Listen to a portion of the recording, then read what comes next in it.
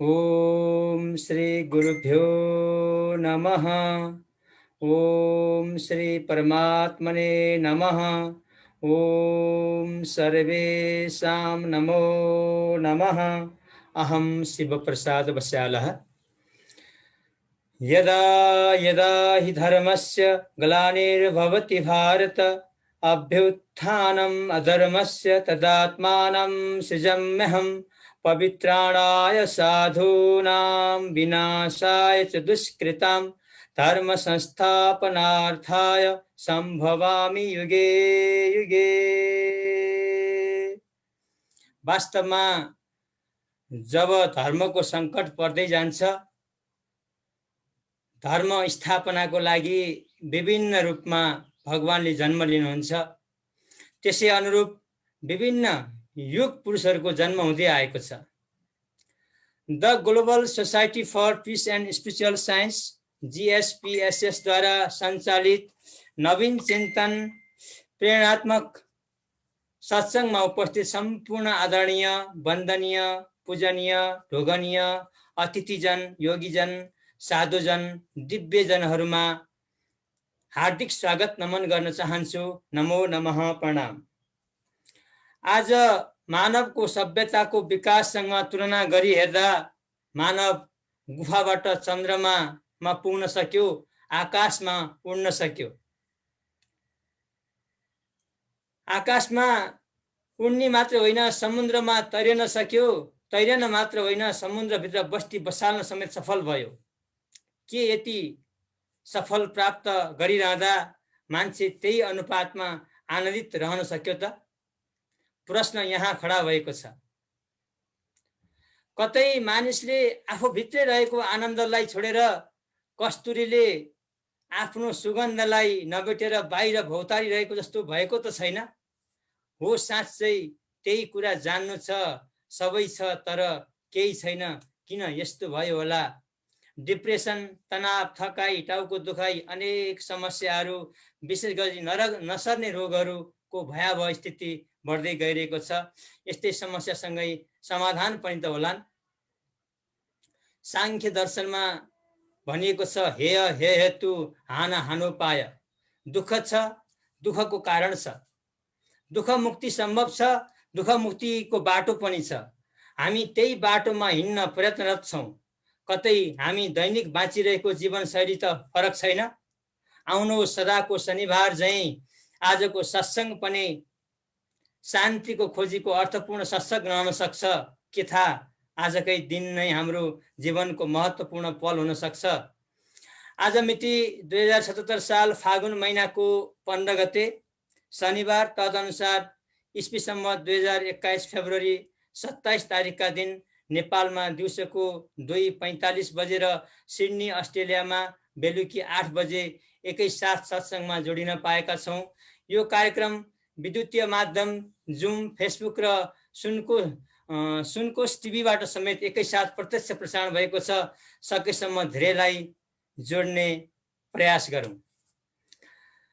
राम्रोसँग चलेको श्वास प्रश्वास मन्द हुन बेर छैन। मन्द मात्र कहाँ हो र बन्द हुन बेर छैन। आइबक्सियोस्, तसर्थ बेलैमा धेरै ज्ञान हासिल गर्नु छ। अब कार्यक्रमलाई अगाडि बढाउन चाहन्छु। आज स्वस्थानी पूर्णिमाको अन्तिम समापन पुण्य पनि रहेको र हाम्रो आदरणीय गुरुज्यूबाट यस विशेष प्रवचन सहित ध्यानको कार्यक्रम आज रहेको छ। अब आदरणीय गुरुदेव सहित सम्पूर्ण अतिथिहरूलाई स्वागत गरिदिनु हुन आदरणीय विश्वनाथ दाहालज्यूलाई अनुरोध गर्दै सँगै त्यससँग एउटा सुमधुर भजन पनि श्रवण गराइबक्सने छ। स्वागत छ आदरणीय गुरु। हार्दिक धन्यवाद आदरणीय शिवगुरु। उपस्थित आदरणीय आचार्य राजन शर्मा गुरुदेव र उपस्थित सम्पूर्ण दिव्य आत्माहरूलाई म विश्वनाथ दाहाल काठमाडौँ गोठाटारबाट यहाँलाई हार्दिक नमन गर्न चाहन्छु र हार्दिक स्वागत गर्न पनि चाहन्छु। आज यो पवित्र दिनमा यहाँहरू सम्पूर्णलाई स्वस्थानी माताको आज पूर्णिमाको दिन, यहाँहरू सबैलाई भगवान स्वस्थानी माताले कल्याण गरून्, र सत्कर्म रूपी कार्यमा जीवन रहन्जेल प्रयत्नसम्म जसम्म जीवन रहन्छ सत्कर्म कार्य गरे अगाडि बढ्न सम्पूर्णलाई माताले सहयोग गरून् र माताको कृपा रहिरहोस् भन्दै र आचार्य गुरुदेव लगायत सम्पूर्ण दिव्य आत्मालाई यस कार्यक्रममा रहेर उहाँले दिनुभएको शत्रुपी ज्ञानलाई अँगालेर जीवनलाई मानव जीवनको सार्थकतातिर अगाडि बढ्नुहोस्, यही हाम्रो शुभकामना छ। आदरणीय आचार्य राजन गुरुदेवका यी महान दिव्य ज्ञानहरूलाई हामीले ग्रहण गरेर यो जीवनलाई सार्थकता बनाउने हाम्रो परम लक्ष्य हो। यसैमा सबैको ध्यान जाओस् र आफ्नो जीवन समाजको, राष्ट्रकै र विश्वकै शान्तिको लागि यहाँहरू अग्रभागमा रहेर काम गर्न सक्नुहोस्। यही नै हार्दिक शुभकामना व्यक्त गर्दै माता स्वस्थानीले आदरणीय गुरुदेव लगायत सम्पूर्णलाई रक्षा गरून्, यही मेरो हार्दिक स्वागतको मन्तव्य दिन चाहन्छु। जय होस्। जय होस्।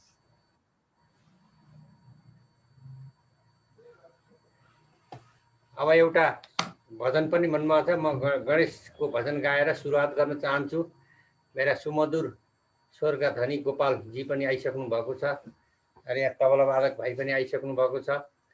उहाँहरूले सहित म सुरुमा अब म एउटा आफैले गणेशको भजन गाउँदैछु र अनि त्यसपछि उहाँहरूलाई एकजना सानी नानी छिन् यहाँ, यी 8 वर्षकी, यिनले पनि एउटा भजन गाउँछिन् र अनि हामी यही अनुसार चाहिँ हाम्रो यो भजन कीर्तन कार्यक्रम नियमितै चल्छ। भगवानको कृपा हो। आचार्य गुरुदेवसँग हाम्रो जुन जोडिएको छ नाता, यो भगवानको असीम कृपा हो। यसैको लागि यहाँहरूलाई पनि यो आफ्नो जानेको यो श्रवण भगवानको नाम संकीर्तन सुनाउन पाएकोमा हार्दिक हामी खुसी छौँ, धेरै खुसी छौँ। सबैको जय होस्।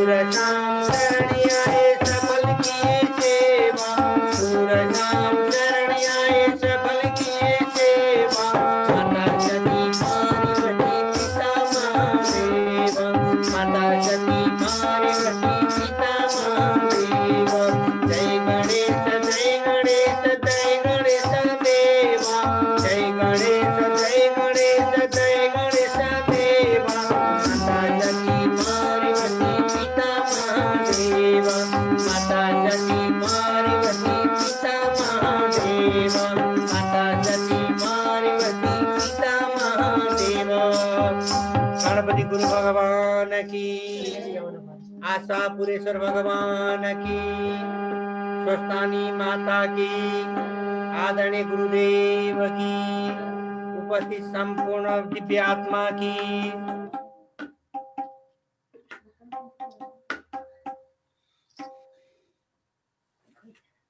हस्, धन्यवाद आदरणीय विश्वनाथ गुरु सहित सम्पूर्ण टिमलाई। यहाँले अत्यन्तै सुमधुर भजन श्रवण गराइबक्सियो। यसपछि अर्को एउटा हाम्रो सधैँ सुन्दै आइरहेका छौँ तपस तमन्नाको एउटा सुमधुर भजन एउटा हामी सुन्नेछौँ। त्यसपछि सिधै हामी आदरणीय गुरुज्यूको प्रवचनतर्फ जानेछौँ। तपस तमन्नाहरू रेडी हुनुहुन्छ भने कृपया यहाँ आइबक्स्योला।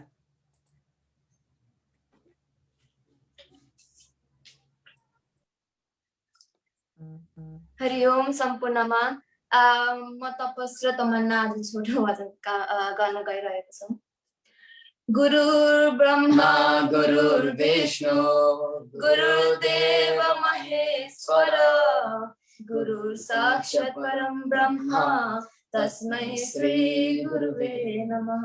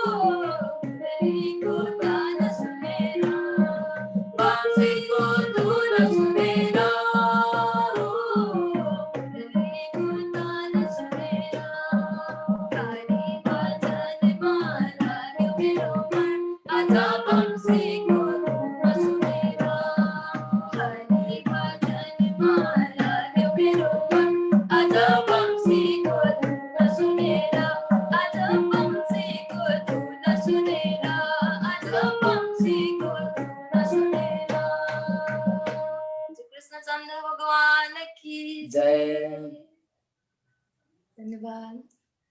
धन्यवाद तपस तमन्ना।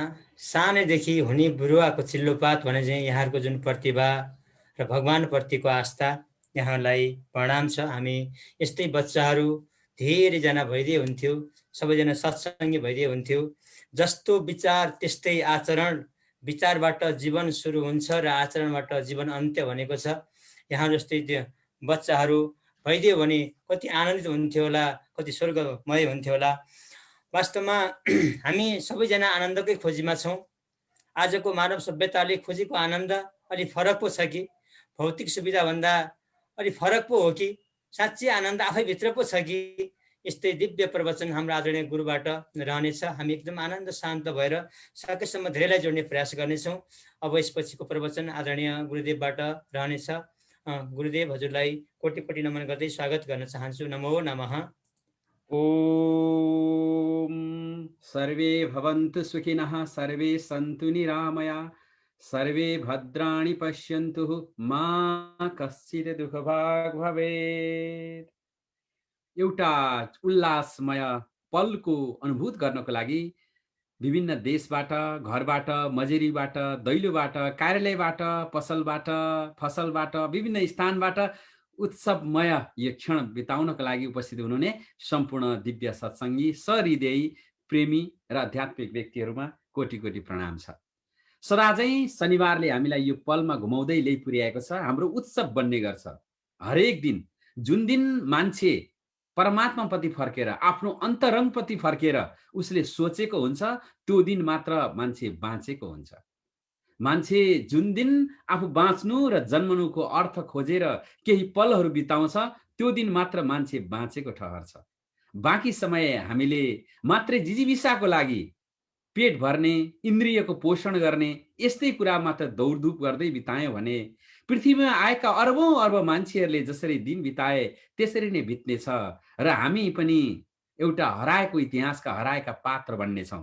तर आउनुहोस्, एउटा फरक जिन्दगी बाँच्नको लागि जति दिन बाँचिन्छ, जति पल बाँचिन्छ, आनन्दलाई सजाएर, मनलाई प्रसन्न बनाएर हामी अगाडि बढ्न सक्छौँ। आउनुहोस्, रोग मुक्त हुन्छ संसार, रोग मुक्त हुन्छ संसार, शोक मुक्त हुन्छ विश्वका हर सहर जब योग युक्त हुन्छ। प्रकृति र जीवनको योगलाई जोडेर हामी माथि पुग्न सक्छौँ र प्रकृति र जीवनको लयलाई आत्मसात गरेर हामी हँसिलो खुसिलो रसिलो जिन्दगी बिताउन सक्छौँ। आउनुहोस्, र अबको केही पल हामी एउटा विशेष अवस्थामा रहनेछौँ। प्रत्येक व्यक्ति यदि तपाईँ सक्षम हुनुहुन्छ भने ढाडलाई सिधा राख्नुहुनेछ। गहिरो श्वास लिएर हामी आजको विषय नै यस्तो छ कि उल्लासमय जीवन बिताउने, तनाव, चिन्ता, व्यग्रताबाट माथि उठ्ने र आजको यस विशेष अवसर रहेको छ। र कार्यक्रमको अन्त्यमा हामी एउटा विशेष ध्यान पनि गर्नेछौँ। जो तनावमा हुनुहुन्छ, थकानमा, तन्द्रामा हुनुहुन्छ, चिन्तामा हुनुहुन्छ, अनेक टाउको दुखाइ, व्यग्रतामा हुनुहुन्छ, उहाँहरूलाई पनि सबैलाई यो अवसर तन्काउनको लागि म अनुरोध गर्छु। र हामी विशेष रूपमा तनावकै लागि तयार पारिएको कार्यक्रमको अन्त्यमा ध्यान पनि गर्नेछौँ। यहाँहरूको बिचमा रहेको जुन जिज्ञासा र सद्भावहरूलाई पनि लिनेछौँ। सबैभन्दा पहिला आउनुहोस् कि हामी खुसी हुनको लागि वेदले भन्छ, के भन्छ? आचारहीनम नपुनन्ति वेदाः, आचारहीनम नपुनन्ति वेदाः भनेको जो व्यक्ति आचारसँग, शीलसँग बस्छ उसले चाहिँ आफ्नो जीवनलाई सजाउन सक्छ। जो व्यक्ति आफ्नो जीवनमा खाने, बस्ने, उठ्ने, हिँड्ने, बोल्ने तौर तरिकामा थोरै मात्रै पनि गडबडी भयो भने हामी यी व्यग्रताहरूबाट उठ्छौँ। तर हाम्रो यस्तो छ कि हाम्रो चाहिँ संस्कार यस्तो छ कि यो संस्कारले हामीलाई बिहान उठेदेखि तपाईँको नसुतेसम्मका अनेक विधि दिएको छ ताकि यो चिन्ता, तनाव, व्यग्रता भन्ने हाम्रो समाजको, हाम्रो शब्दकोशको नै होइन। यो जब औद्योगिकरण भयो, जब विश्वमा औद्योगिक क्रान्ति भयो, जब चाहिँ हामीले एउटा आधुनिकताको नाममा मसिनहरूलाई बढी र मानिसलाई कम प्रयोगमा ल्याउन थाल्यौँ र मानिसको विवेक भन्दा हामीले प्रकृतिको दोहन बढी गर्न थाल्यौँ र त्यस पछाडि बिस्तारै संसारमा अहिले हेर्नुहोस् यति तनाव र चिन्ता, व्यग्रता जहाँ गयो, एन्जाइटी, फियर यस्तो छ। मान्छेलाई मात्रै कहाँ हो र, मान्छेसँग बसेका जनावरहरू पनि अहिले चिन्तामा छन्, स्ट्रेसमा छन्, तनावमा छन्। हेर्नुहोस्, मान्छेसँग बसेका गाई बस्तुहरूलाई पनि मान्छे कराएर, हिर्काएर, गाली गरेर तिनलाई पनि तनाव छ। हेर्नु, घरपालुवा जनावरलाई तपाईँको विदेशतिर कुकुर होस् बिरालो होस् जेसुकै तिनीहरूलाई पनि मान्छेहरूले हरियप हरियप भनेर चाहिँ हकारेर कराएर तिनीहरू पनि स्ट्रेसमा छन्। हेर्नुहोस्, त्यति मात्रै नभएर मान्छेले आफू मात्रै होइन अरूलाई पनि जीव जन्तुलाई पनि एउटा नराम्रो बनाइसकेको अवस्था छ। तर हामी बिचमा त्यो सँगसँगै जसरी अँध्यारो रात्रि बीच पनि एउटा उज्यालो बिहानी डाक्ने सम्भावना हुन्छ, हरेक मनुष्यको जीवनमा उत्सवमय तरिकाले खुसीले बाँच्ने सम्भावना हुन्छ। आउनुहोस् आदरणीय दिव्य प्रेमीहरू, यदि तपाईँहरू यो संसारमा चिन्ता छैन भने कस्तो हुन्छ होला? चिन्ता नहुनु भनेको त मृत्यु हुनु हो। कुनै पनि विषयमा चिन्तन नहुनु, चिन्तन अथवा समस्या नरहनु भनेको त त्यो एउटा पदार्थ जडमा परिवर्तन हुनु हो। तसर्थ मान्छे बाँच्नु भनेकै केही न केही थोर बहुत चिन्ता हुन्छ। र चिन्ता र तनावलाई व्यवस्थापन हामीले गर्ने होइन। हामीले जब जिन्दगीको लयसँग मिल्छौँ, हाम्रो दिनचर्यालाई सुधार्छौँ, हाम्रो अन्य कुरालाई दैनिकीलाई सुधार्छौँ, त्यसपछि त्यो आफै व्यवस्थित हुन्छ। हामी त जबरजस्ती त्यसलाई व्यवस्थित गर्न चाहन्छौँ अनि उसले हामीलाई व्यवस्थित गर्न सक्दा हामीलाई चाहिँ समस्याले चाहिँ व्यवस्थित गराइदिन्छ। हेर्नुहोस्, त्यस कारणले हामी हरेक व्यक्ति अहिले यहाँ जो छौँ, तपाईँले एकछिन सम्झिनुहोस्, जुन चिन्ता छ साइकोलोजिकल्ली त्यो चिन्तालाई के चाहिँ हो? त्यो चिन्ता एकचोटि सम्झिनुहोस् त। चिन्तालाई चिन्तै सम्झेर हामी हराउँछौँ। साइकोलोजीले भन्छ कुनै पनि चिन्ताको वैज्ञानिक आधार छैन। हेर्नुहोस्, र हामीले जे चिन्ता लिएर बसेका छौँ, मान्छेहरूले जे चिन्ता लिएर बस्छन्, भोलि के होला होइन, भोलि के होला, पैसा भएन भने औषधि के गरी खाउँला, भोलि के होला, छोराछोरीको भविष्य के होला, छोराछोरीको कतिलाई बिहादान कसरी गरौँला भन्ने, कसैले आफ्नै के होला, कसैको मुद्दा मामिला के होला, कसैको के होला, एउटा केही न केही हरेकलाई छ। तसर्थ त्यो सम्झिनुहोस् कि हामीले यो रिसर्चले अहिलेसम्मको रिसर्चले भन्छ संसारमा जति पनि मान्छे चिन्ता लिन्छन् 90% चिन्ता चाहिँ एक्जिस्ट नै हुँदैन दुनियाँमा। र त्यो चाहिँ मात्र हाम्रो फियर मात्रै हो। False evidence appears as a real is a fear. तसर्थ चाहिँ तपाईँ जे छ अहिले यतिखेर चाहिँ आउनुहोस्, एकैछिन हामी आनन्दित बनाऊ र आजको यो सेसन भनेको प्रयोगात्मक रूपमा हामीले एकले अर्कालाई सहयोग गर्ने र अध्यात्मको मलम लगाएर हामी भित्रको विषादीलाई बाहिर निकाल्ने हो। जो भित्रको अग्नि ताप छ, भित्रको न्यानो ताप छ, बाहिर सांसारिक विषादीले कहिले जल्नु पर्दैन। हेर्नुहोस्, जो व्यक्तिलाई धोका भएको छ, जो व्यक्तिलाई विभिन्न ठक्कर खाएको छ, त्यो ठक्करहरू त झन् उसको लागि प्रेरणा बन्छन्। शरीरका चोटहरू अनुभव हुन्छन् भने मनका चोटहरू उत्प्रेरणाका ज्वाला हुन्छन्। तसर्थ आउनुहोस् कि हामीलाई चोट लाग्यो भने पनि आनन्द लिन सकिन्छ। चोट त छ, कसैलाई छैन र, तर त्यसको पनि उज्यालो पक्षलाई हेर्न सकिन्छ। आउनुहोस् कि आज विशेष रूपमा स्वस्थानी यानि कि हामीले यस्तो पूर्णिमाको दिन छ कि आज यस्तो जगमगाएको पूर्णिमाको दिन, झ्यालबाट हेर्दा चन्द्रमा टहटह भइरहेको छ र त्यस्तै गरेर एउटा पूर्णिमा बाहिर छ, अर्को पूर्णिमा दिलभित्र छ। मनभित्र तपाईँले प्रज्ञाको पूर्णिमालाई जगाउन सक्नुहुन्छ र ध्यानस्थ भएर हाम्रो संस्कारलाई हामीले हेला नगरिकन एक एक गरेर पालना गर्यौँ भनेदेखि चिन्ता र तनाव यो संसारले जुन भोगिरहेको छ त्यो मजासितले हाँसी हाँसीले चाहिँ टार्न सक्छ। सबैभन्दा पहिला आउनुहोस् कि पहिलो व्यक्तिको चिन्ता केबाट आउँछ त भन्दाखेरि उसले जब व्यक्तिहरूमा तुलना गर्न थाल्छ, तुलना भयो कि मान्छेले चिन्ता भइहाल्छ। यसो हेर्यो, यसो हेर्दाखेरि ल अरुण कुमार ज्यूको जस्तो झुडाल छैन भनेर कोही चिन्तित देख्न साथ, झट्टै हेर्यो कसैले ल डोलकुमारीले जस्तो एकदम गरगहना अरूले कसैले लगाएको छैन, जसले लगाएको छ त्यसलाई चाहिँ हेरेर अर्को चिन्तित हुन थाल्छ। जो मान्छे हेर्यो कि आँखाले हेर्यो कि उसले इमेज बनाउन थालिहाल्छ। हेर्नु, अनि त्यो नै चिन्ताको कारण बन्छ। तसर्थ पहिलो मान्छेको केही छैन, आँखा बन्द गरेपछि अनि ध्यान सुरु हुन्छ। ध्यान गरेर कहाँ शान्ति हुन्छ भन्नेलाई पहिलो प्रश्न हेर्नुहोस्। आँखा हेर्न साथ मान्छेको कति विचारहरू आउँछ, आँखाले नै विचार क्रिएट गर्छ। हेर्नुहोस्, तसर्थ चाहिँ हरेक व्यक्तिले जसरी आमाको गर्भमा बस्दा उसले गर्भ ध्यान गरेको थियो, शब्द ब्रह्म ध्यान गर्नलाई आँखा चिम्म गरेर चाहिँ ऊ 9 महिना बसेको थियो, त्यसै जब ऊ बाहिरी संसारको विरक्तिले उसलाई अचिलो पार्छ, एकैछिन आँखा बन्द गर्नुहोस्। अरू ध्यानको कुरा गरेको छैन, मात्रै आँखा बन्द गर्नुहोस्। जहाँ हुनुहुन्छ तपाईँलाई जतिखेर चिन्ता लाग्छ एकछिन मौन रहेर आनन्दसँग आँखा बन्द गर्नुहोस् त।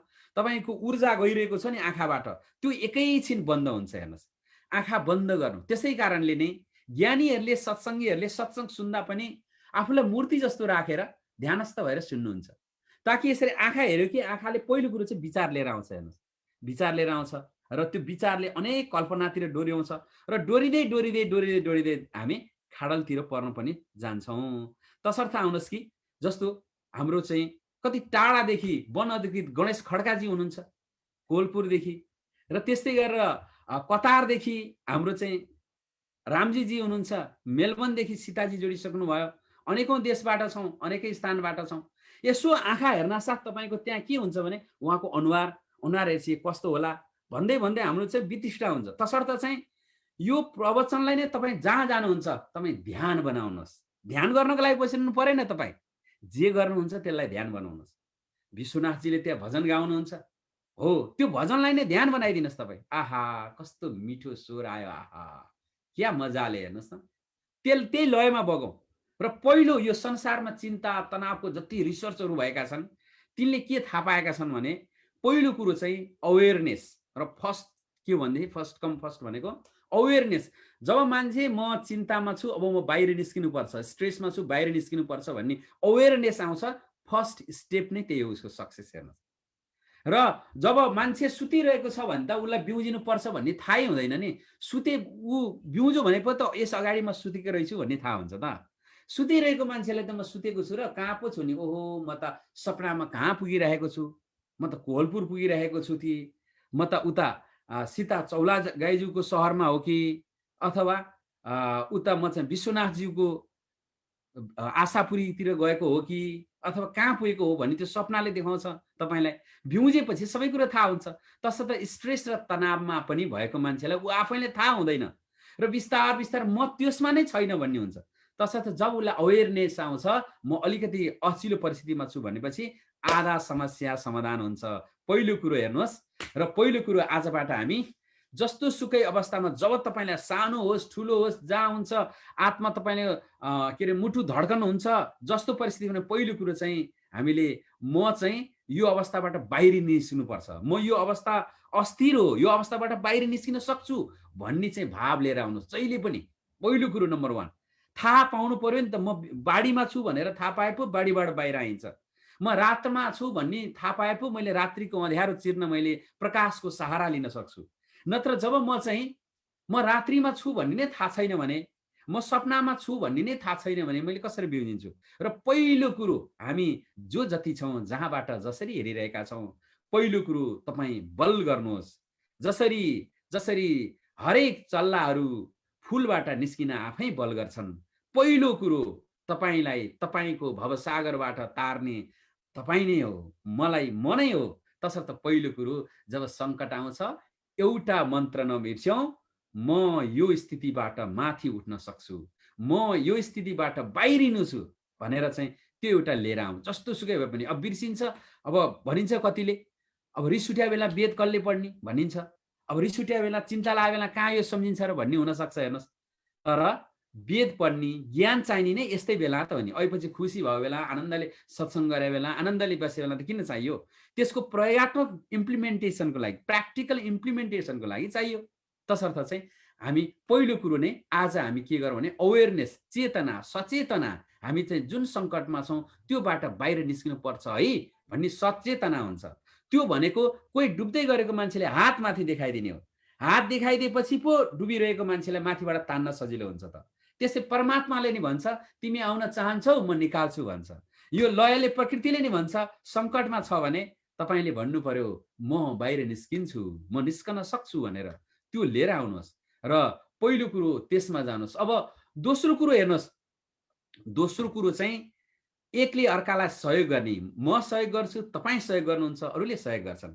आज संसारका धेरै मान्छेहरू अज्ञानताले, दुःखले, चिन्ताले यति धेरै चिन्तित हुनुहुन्छ कि साध्यै छैन। हेर्नुहोस्, त्यसको लागि चाहिँ हामीले महाभारत पढ्यौँ भनेदेखि सबैजनाले पढ्न सक्छौँ कि महाभारतमा दुईजना धुरन्धर योद्धाहरू, कर्ण एकजना एकदमै बलशाली र ब्रह्मविद्याले युक्त, ब्रह्मास्त्रले युक्त थिए भने अर्जुन पनि त्यस्तै थिए। हेर्नुहोस्, र तर ती दुईको बीचमा युद्ध हुँदाखेरि युद्ध त उनीहरूको भएको थियो, तर सारथीको हालत हेर्नुहोस् त।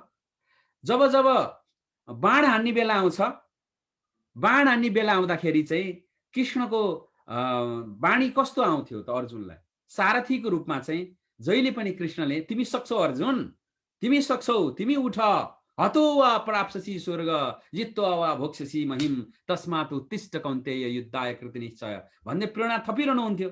उतापट्टि कर्ण अझ बलशाली भएर पनि उसको सारथी कुन थियो भन्दाखेरि शल्यराज। शल्यराज चाहिँ के गर्थ्यो जतिखेर, ए कहाँ हुन्छ कर्ण, अर्जुन भने अर्जुन हो नि, तिमीले कहाँ फर्काउन सक्छौ तिम्रो धनुलाई भनेर बेला बेलामा उनलाई चाहिँ डिमोरलाइज अथवा हतोत्साही थपे गरिरहने चाहिँ उनी गर्थे र त्यसले पनि एउटा महान व्यक्तिलाई पनि त्यस्तो प्रभाव पार्यो। भनेपछि त्यो पनि तपाईँ हामीले नै घरको मान्छेको पहिला घरबाटै उपचार गर्न सकिन्छ, मनको उपचार मनबाटै गर्न सकिन्छ।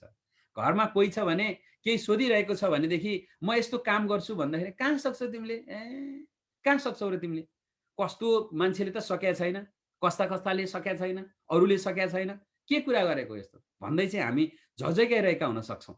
अथवा अरूले हाम्रै परिवारका सदस्यले, हाम्रो साथीभाइहरूले भनेका हुन सक्छन्। तसर्थ त्यो कारणले पनि हामीले चाहिँ के गर्न सक्छौँ भनेदेखि पहिलो कुरो नै घरबाट लिएर आउँ। हेर्नुहोस्, आजैबाट बोल्ने।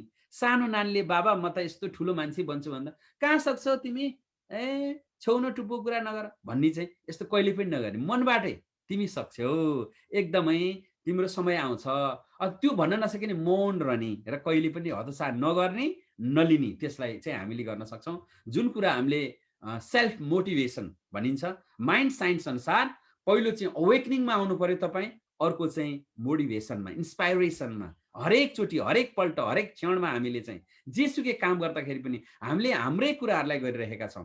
अरू कुरो चाहिँ अहिले वर्ल्डले गरेको एउटा रिसर्च छ कि मान्छे तनाव भयो कि चिन्ता भयो कि त्यसलाई पार लाउनको लागि के गर्छ भन्दा बाहिरी संसारको अस्थायी खानेकुरा अथवा तामस भोजनमा चाहिँ ऊ लिप्त हुन्छ।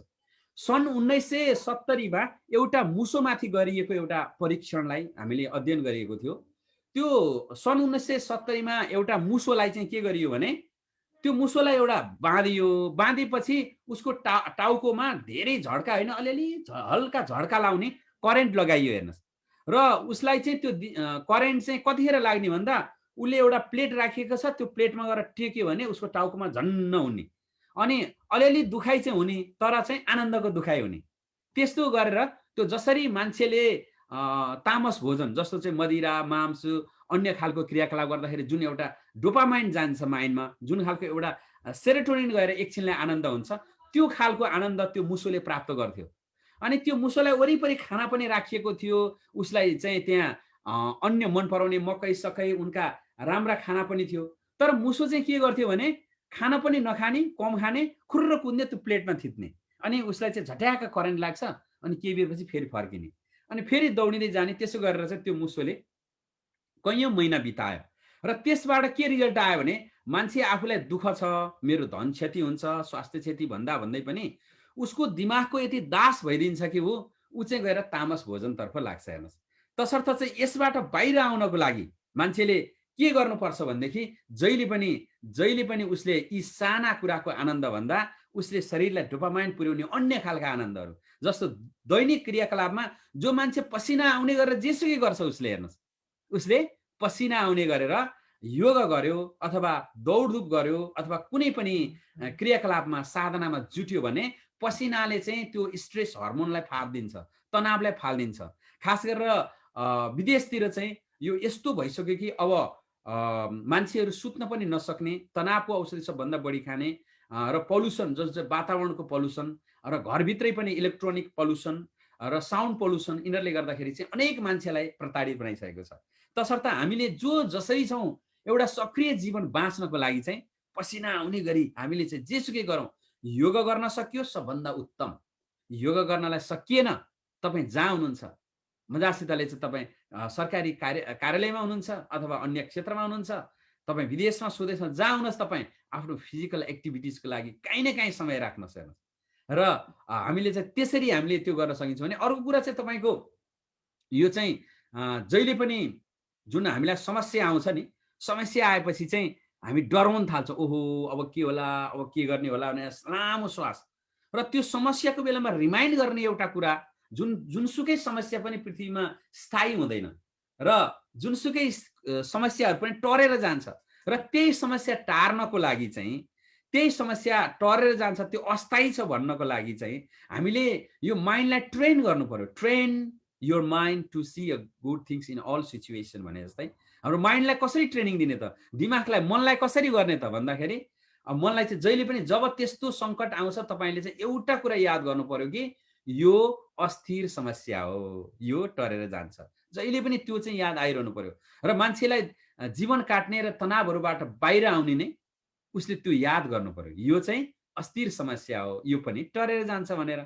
जसरी बिरबलले अकबरलाई ढोकामा लेखिदिएका थिए उनको चाहिँ रिक्वेस्ट, अनुरोधलाई मानेर कि हामीले कसरी चाहिँ समस्यालाई टार्न सक्छौँ, दुःख पर्दा पनि सुख पर्दा पनि कसरी माथि आउन सकिन्छ भन्दाखेरि तपाईँले, उनले चाहिँ ढोकामा लेखिदिएका थिए, तपाईँ बाहिर जाँदैन, भित्र जाँदैन, यो पढेर जानु भनेर।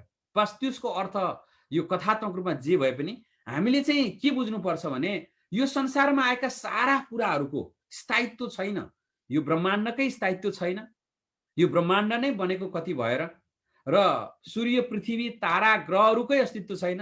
हामी जस्तो बोलिरहने मान्छेहरू बोल्दा बोल्दै कति ढले, कति ढल्नेछन्, कति जन्मिनेछन् भनेपछि त्यो समस्या पनि अस्थिर हो। बाल्यकालको समस्या अहिले छैन, अहिलेको आगो हुँदैन। तसर्थ तपाईँको त्यो भावलाई अलिकति माथि उठेर हिँड्नु हो भने आनन्दी। जसरी चिलले चाहिँ पानी पर्यो भने अरू सबै चराचुरुङ्गी तल भिजेर बस्छन्, ऊ चाहिँ बादलबाट माथि गएर उडेर चाहिँ पानी परुन्जेल आकाशमा उड्छ। त्यो भएपछि के भयो भने वर्षाबाट बच्यो, किनभने बर्ड आई भ्यू, एउटा बिगर पिक्चर भयो। तसर्थ चाहिँ बादलमाथि पनि एउटा सम्भावना छ भन्ने भाव भयो। तसर्थ हामीले जहिले पनि के गर्न सक्छौँ भने जब सङ्कट आउँछ, जेसुकै सङ्कट आउँदा नि सम्झिनुहोस् यो सङ्कट अस्थिर हो, टरेर जान्छ। के हो? यो टरेर जान्छ। दाँत दुख्यो, दाँत दुखे जिन्दगी कहाँ जान्छ? दाँत पनि दुख्ने पनि टरेर जान्छ। घुँडा दुख्यो, समस्या हो, घुँडा दुखेको भएर कहाँ जान्छ? बदलिहाल्छ नि। जिन्दगी भनेकै घाम छाया त हो। घाम हेरेर, छाया हेरेर दुखी हुने होइन, घाम हेरेर आफूलाई उज्यालोतर्फ लिएर जाने हो। जहिले पनि राम्रा पक्षतर्फ राख्ने। कोही विदेशमा छौँ, न्यास्रो लाए मातृभूमि गयो, नेपाल कहिले जाने होला? अब नेपालमा के भइसक्यो होला? सम्झिनुहोस् नि, यो पनि त अस्थायी समय हो, केही समयपछि गइहाल्छ नि। सधैँ यस्तो कहाँ हुन्छ र? यहाँ आएका गएका छन्।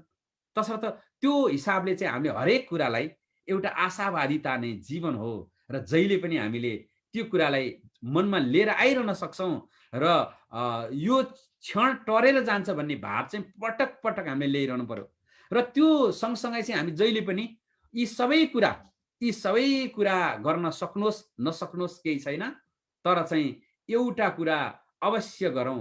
त्यो गर्ने भनेको चाहिँ तपाईँले बिहानदेखि बेलुकासम्मको दिनचर्यालाई हेर्नुहोस्। हाम्रो त वैदिक रूपमै यो स्ट्रेस भागोस् भने यसको त शब्दकोशमै छैन हाम्रो। उन्नासाथ हाम्रो चाहिँ बिहान शौचादि कर्म निवृत्त भएर योग गर्ने कर्म हो हाम्रो नित्य कर्म। अब योग बिहानै गरेर पछि त तपाईँको शरीर एकदम पसिना पसिना हुन्छ, अनि अध्ययन हुन्छ, चिन्तन मनन हुन्छ, अनि स्नान गर्यो, अनि पसिना सबै गइसकेपछि सूर्यको अगाडि गएर सूर्यलाई दर्शन गर्ने भनिन्छ। जुन सूर्यलाई दर्शन गर्नु, उदाइरहेको सूर्यलाई हेर्न लगाइन्छ। यहाँ धेरैलाई स्ट्रेसलाई औषधि भनेर हेर्नुहोस्। र हेर्नुहोस् त अहिले बल्ल यहाँ चाहिँ आधुनिक विज्ञानले, चिकित्सा विज्ञानले थाहा पायो उदाइरहेको सूर्य चाहिँ स्ट्रेस भएको मान्छेको लागि प्रेरणा रहेछ, औषधि रहेछ। हाम्रो चाहिँ पूर्वजहरूले सूर्य उदाउन साथ तिमी चाहिँ गएर जलधारा गर भनेर सिकाउनु भयो, अनि सूर्य नमस्कार गर भनेर सिकाउनु भयो। तर चाहिँ हामीले चाहिँ पहिला जलधारा गर्दै उभियौँ होला, अनि सूर्य नमस्कार गऱ्यौँ होला। त्यो रित हट्दै गएर आएपछि ऊ सूर्यको अगाडि उभिने मात्रै भयो, हुँदै त्यो सूर्य नमस्कार पनि हरायो। र अहिले रे यस्तो हुन्छ अरे हो भनेर कसैले सोध्नुहुन्छ। बिहान उठ्दाखेरि सूर्यको अगाडि बस्दाखेरि यसरी स्ट्रेस हट्छ अरे, चिन्ता हट्छ अरे हो भनेर सुन्नुहुन्छ। होमा आइसक्यो हेर्नुहोस्। अब यसरी चाहिँ तसर्थ हाम्रो चाहिँ पहिलो कुरै दिनचर्या त्यो भयो। अब तेस्रो कुरो चाहिँ के छ भने जहिले पनि हामीले जो हरेक 6 घण्टा चाहिँ हाम्रो जसरी चाहिँ मोबाइल हाम्रो चाहिँ ब्याट्री कम भएपछि चार्ज गरिन्छ, त्यस्तै चाहिँ जहिले पनि हामीले चाहिँ मनुष्यको मस्तिष्कको फुल क्यापेसिटी भनेकै म्याक्सिमम 6 आवर भनिन्छ, मिनिमम 4 आवर्स हेर्नुहोस्। तसर्थ चाहिँ हरेक 6 घण्टा कुनै पनि यो विदेशी कारखानाहरूमा लगातार तपाईँको सर्टेन आवर पछि उसलाई ब्रेक दिनुपर्ने हुन्छ। अनि तपाईँको चाहिँ त्यो हरेक 2 घण्टामा उसले चाहिँ लामो गहिरो चाहिँ लङ डिप ब्रिथ लिन लगाइन्छ उसलाई। हेर्नुहोस्, त्यस्तै गरेर हाम्रो चाहिँ पूर्वजहरूले उहिले डिजाइन गरेका थिए कि तिमी 6 घण्टामा जहाँ पुग्छौ ध्यानस्थ बस है, तिमी सन्ध्या वन्दन गर है भनेर। हेर्नुहोस्, तसर्थ चाहिँ त्यो ध्यानले नै हामीले बिना ध्यान नआवे ज्ञान, जुनसुकै अवस्थामा पनि एकछिन विश्राम गर्नुहोस्। तपाईँ मनलाई शान्त बनाएर शरीरको श्वास प्रश्वासलाई हेर्नुहोस्। र श्वास भनेको यति ठुलो औषधि हो कि श्वासले चाहिँ मानिसको त्यो चिन्ता तनाव थकानलाई सबै जान्छ। अहिले यहाँ चाहिँ अमेरिकामा आर्मीहरूलाई निन्द्रा लागेन भनेर, जस्तो आर्मीहरूले उनीहरू नसुतुन् भनेर हाम्रो रेड बुल भन्ने यहाँहरूले सुन्नुभयो होला। नेपालमा त रेड बुल पुगेको छैन भनेको त्यो पनि अस्ति ठमेलतिर त्यो दरबार मार्गतिर देखिएको थियो। कम्तीमा त्यसमा चाहिँ चोखो छ कि भनेको त्यो चाहिँ एनर्जी ड्रिङ्क, र त्यो एनर्जी ड्रिङ्क त्यो खाएपछि मान्छेलाई भित्तै ढालौँ भने जस्तो एकदम ऊर्जा आइरहने र त्यस्तो चाहिँ मान्छेलाई एक्टिभ बनाइदिने त्यो एनर्जी ड्रिङ्क। हेर्नुहोस् त्यहाँ, अनि त्यो खुवाएर चाहिँ उनीहरूलाई युद्धमा लिएर जाने अथवा त्यो खान प्रेरणा गर्ने। अनि त्यो खाएपछि निद्रा नलाग्ने। हेर्नुहोस्, त्यसमा त फेक डोपामाइन जान्छ। अनि उनीहरूलाई के गरियो त, के रिसर्चले के गर्दाखेरि निद्रा लाग्छ भन्यो भने, अनि सुत्ने बेलामा के गर्यो भने उनीहरूले गहिरोसँग श्वास एकदम गहिरोसँग श्वास लियो, भित्र एकछिन राख्यो, अनि फेरि नाकबाट हाल्यो। यसो गरेर 7 चोटि गर्न लाउने सुत्नुभन्दा अगाडि। हेर्नुहोस् उनीहरूलाई, र त्यसपछि चाहिँ उनीहरूलाई सुत्न जानलाई अथवा अरू तरिकाले चाहिँ उनीहरूलाई त्यो प्रयोग गरिएको छ। र तपाईँ आफैले यदि कसैले यहाँ मध्ये चाहिँ सुत्न जानलाई गाह्रो भइरहेको छ भनेदेखि त्यो पनि गर्न सक्नुहुन्छ, जुन कुरो त हाम्रो दैनिक रूपमा प्राणायामको रूपमा गर्छौँ। हेर्नुहोस्, हठयोगले त भन्छ तिमी जतिसक्दो श्वास लिएर भित्र राख भनेर। अनि अर्को चाहिँ हाम्रो के छ भने हाम्रो त्राटक गर्नु भनिन्छ। त्राटक भनेको बत्तीमा मात्रै होइन, जो चिन्ता स्ट्रेस तनाव सुत्न नसक्ने मान्छे छ उसले बाहिर सुत्नै पर्छ भन्ने छैन। बाहिर खुला कौशीमा जाओस्, बाहिर गएर सूर्य अथवा राति छ भने चन्द्रमालाई हेरोस्, छैन भने अँध्यारोलाई हेरोस्, र त्यो अँध्यारोमा जे देखिन्छ त्यही त्राटक गरोस्। त्राटक भनेको continuous focus on immovable point for a longer time, र त्यहाँ चाहिँ हेरिरहोस् उसले कन्टिन्युसली। र हेर्दा हेर्दा हेर्दा हेर्दा ऊ थटलेस हुन्छ। र थट नै मान्छेको जब थट हाबी हुन्छ नि तब चाहिँ हाम्रो दुःख आउने हो। हाम्रो जिन्दगी यसरी डिजाइन गरिएको थियो कि माइन्डलाई चाहिँ शान्त पार्ने, शरीरलाई चाहिँ सक्रिय बनाउने थियो। तर हामीले चाहिँ माइन्डलाई यति चञ्चल बनाइदियौँ कि अहिलेको ग्याजेट्सहरू, मोबाइलहरू, अब विभिन्न अनावश्यक कुराहरू, अब काम छैन भने चाहिँ मोबाइल हेर्न थालिहाल्ने मान्छे। अन्त काम नभएपछि चाहिँ तपाईँको मोबाइल हेर्नुपर्छ भने मोबाइलकै ड्युटी जस्तो भइसक्यो। हेर्नुहोस् होइन, मोबाइललाई प्रयोग गर्ने, ग्याजेट्सहरूलाई प्रयोग गर्ने, तर त्यो अन्त केही भयो कि त्यही हेरिहाल्ने भन्दा नि आवश्यक छ भने हेर्ने, नत्र भने त हेर्ने कुरा त कति छन्, कति सोच छ, ध्यान छ, तप छ, चिन्तन छ, लेखन छ, मनन छ। र यो साउन्ड पोल्युसनबाट पनि हामी बच्न सक्छौँ, र यसलाई गम्भीरताका साथ हामीले लिन सकिन्छ। यो कस्तो भनेदेखि मोबाइल हेर्नु भनेको पूर्वजहरूले भन्नुहुन्थ्यो नि, ठेस नलागे उखुबारी बस्नु, ऋण नलागे जमानी बस्नु भनेर। हेर्नुहोस्, अब ठेस लागेन भने उखुबारी पस्यो भने त्यो ठेउकाले काहीँ न काहीँ घोचेर तपाईँलाई ठेस लगाइदिन्छ। अब ऋणै छैन भने जमानी बस्दिनु रे, अब काहीँ न काहीँ कसैले चाहिँ फेरि तपाईँलाई सम्झना आएछ तै जमानी बसे होइन भनेर। त्यस्तै गरेर चाहिँ हामी यो मोबाइल हेर्नु भनेको यसो हेर्दा हेर्दा काहीँ न काहीँ त्यो पोस्ट के देखिहाल्नुहुन्छ। त्यहाँ विद्वानहरूले, बुद्धले त्यहाँ चाहिँ सबै शील आचरण पोस्ट गरेर त छैन। त्यहाँ सधैँ बुद्धहरूले राम्रा कुराहरू चाहिँ समाधिमा गएका मान्छेहरूले लेखेर पोस्ट गरेर त छैनन्। त्यहाँ कोही आवेशमा, कोही भावावेशमा, काहीँ उत्तेजनामा, काहीँ अहङ्कारमा उनीहरूले त्यो पोस्ट गरेको कुरालाई तपाईँले समय दिएर हेर्दाखेरि कस्तो ऊर्जा आउँछ त्यहाँ। तसर्थ चाहिँ यसबाट चाहिँ अहिलेको मनुष्य हामी एकदमै बच्नु परेको छ। र हामीले जुनसुकै कुरालाई सदुपयोग गऱ्यौँ भने राम्रो, दुरुपयोग गऱ्यौँ भने त्यसको चाहिँ दिनदशा हुन्छ। तसर्थ जहिले पनि हामीले त्यसलाई निरन्तर गरिन्छ भनेदेखि अरू कुरा चाहिँ निरन्तर स्नान गरिरहने मान्छेलाई स्ट्रेस कम हुन्छ। हेर्नुहोस्, र हाम्रो चाहिँ के छ भनेदेखि नेपालबाट खास गरेर एउटा पानीको समस्याले हुनसक्छ, अर्को हुनसक्छ। हाम्रो कल्चर नै के थियो भने पहिला चाहिँ ब्रह्म मुहुर्तमा स्नान गर्ने, तर पछि सहरीकरण बढ्दै गयो, पानी कम हुँदै गयो। अब कहाँको ब्रह्म मुहुर्तमा हप्ताको एक मुहुर्त पनि आउँदैन कहिलेकाहीँ नहुने। अनि त्यो हुँदै हुँदै गइसकेपछि त नेपालबाट विदेशतिर आउने कतिपय साथीहरूलाई त्यहीँको बानी परेर होला, यहाँसित छ्यालब्याल पानी छ नि तर नुहाउनु हो भन्ने होइन, अस्ति नुहाएको हो, अस्तिको हप्ता हो भनेर चाहिँ त्यही बानी चाहिँ परिरहेको देखिन्छ। हेर्नुहोस् यहाँ पनि भनेपछि हाम्रो स्नान गर्नु भने चाहिँ शरीरलाई एकैछिन चिसो पानीले खर्लक्क पार्दाखेरि तपाईँको डोपामाइन मस्तिष्कमा जान्छ अनि आएर पुछेर चट्ट ध्यान बस्दाखेरि आनन्द आउँछ। हेर्नुहोस्, अब तपाईँको चाहिँ आइन्स्टाइनलाई सोधिएको थियो यति धेरै आविष्कार तपाईँले कहाँ गर्नुहुन्छ भन्दाखेरि अब म कतिखेर समय पाउनुहुन्छ र गर्नुहुन्छ भन्दाखेरि उहाँले चाहिँ भन्नुभएको थियो, म जब शौचादी गृहमा जान्छु त्यहाँ चाहिँ स्नान गर्छु, स्नान गर्दा मेरो जिउमा केही पनि हुँदैन, त्यसपछि चिसो पानीले जब म नुहाउन थाल्छु नुहाउने बेला आएको विचारहरू नै इम्प्लिमेन्टेसन गरे हो, मैले कहिले सोचेर अहिले समय दिएर गरे होइन भन्ने जवाफ दिनुभएको थियो। र नयाँ नयाँ विचार कतिको हुन्छ, रेडियो ठुलो पारेर नुहाइरहेको हुन्छ, त्यो गीत झिन्चिक लगाएर के लगाएर, त्यो पनि तपाईँको दिमागलाई खाली नै छैन भने कतिखेर आएर राम्रो विचार बस्ने, कतिखेर चाहिँ तपाईँले राम्रो गर्ने। त्यो बेला त चिसो पानीले सरर चाहिँ नुहाउन सक्नुहुन्छ। र त्यो एउटा हाम्रो चाहिँ ब्रह्म विद्याको यस्तो दिव्य कुरा छ। अर्को कुरा चाहिँ आयुर्वेदले भन्छ यी सारा कुरा गर्दा नै तपाईँलाई भएन भने प्रणव ध्यान गर भन्छ। प्रणव ध्यान जुन भजनको रीत आयो, हाम्रो मन्त्रको आयो, यी सबै के हुन् त भन्दा यी सबै उपचारक हुन्। एउटै चिजलाई 21 चोटि रिपिट गर्नुभयो भने त्यसले ब्रेनमा एउटा अलौकिक शक्ति प्रदान गर्छ र त्यो शक्तिले चाहिँ जस्तोसुकै चिन्ता विषादीमा रहेको व्यक्ति पनि मुक्त हुन सक्छ। हेर्नुहोस्, र त्यो हिसाबले पनि तपाईँ हेर्नुहोस् कि तपाईँले यो कुनै पनि हकार भन्नुहोस् होइन, जिब्रोलाई माथि राखेर, अथवा ओमकारलाई अथवा राम राम भन्नुहोस्, जेसुकै भन्नुहोस्, तपाईँको रिपिटेसन त्यो एनर्जीले चाहिँ तपाईँलाई निद्रा लगाउँछ र तनावबाट मुक्त गराउँछ। र हरेक दिन, एक दिन होइन, 2 दिन होइन, 3 दिन होइन, हरेक दिन तपाईँले निश्चित समयमा कुनै श्रद्धापूर्वक गर्नु भने त अझै राम्रो, नत्र भए पनि त्यसलाई रिपिटेसनले चाहिँ एकदमै प्रणव जुन चाहिँ एउटा ध्यान छ त्यसले चाहिँ तपाईँलाई माथि उठाउँछ रिपिटेसनले। र अर्को कुरो चाहिँ जब मान्छे चाहिँ एकदमै चिन्तित बन्छ र ती चिन्तित हुने मान्छे चाहिँ उसले चाहिँ लामो गहिरो श्वास लिएर उसले त्यो चिन्तालाई भार पारेर होइन कि यो श्वास र हातलाई सँगसँगै चलाओस् भनिन्छ। यसरी सँगै एकचोटि चलाएर हेर्नुहोस् त मन कहाँ जाँदो रहेछ। श्वाससँगै हात पनि सँगै, हामीले जुन योग क्रियामा पनि गराउँछौँ यसरी छिटो छिटो छिटो छिटो छिटो छिटो छिटो छिटो गर्न सक्यो भने यसरी गर्दा गर्दै गर्दा गर्दै गर्दा गर्दै शरीरलाई नै उठाउनुहोस्।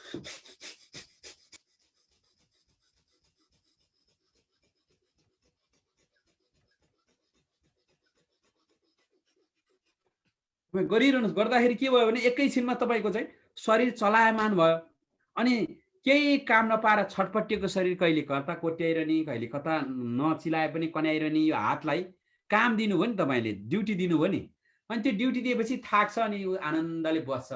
अनि माइन्डमा पनि अब यसरी स्वाइँ अब श्वास पनि छ हात पनि सँगै गर्दा जाँदाखेरि त अब माइन्डमा अरू थट आएर बस्ने त कुरै भएन, अनि त्यसपछि सोच्ने त फुर्सदै भएन तपाईँलाई।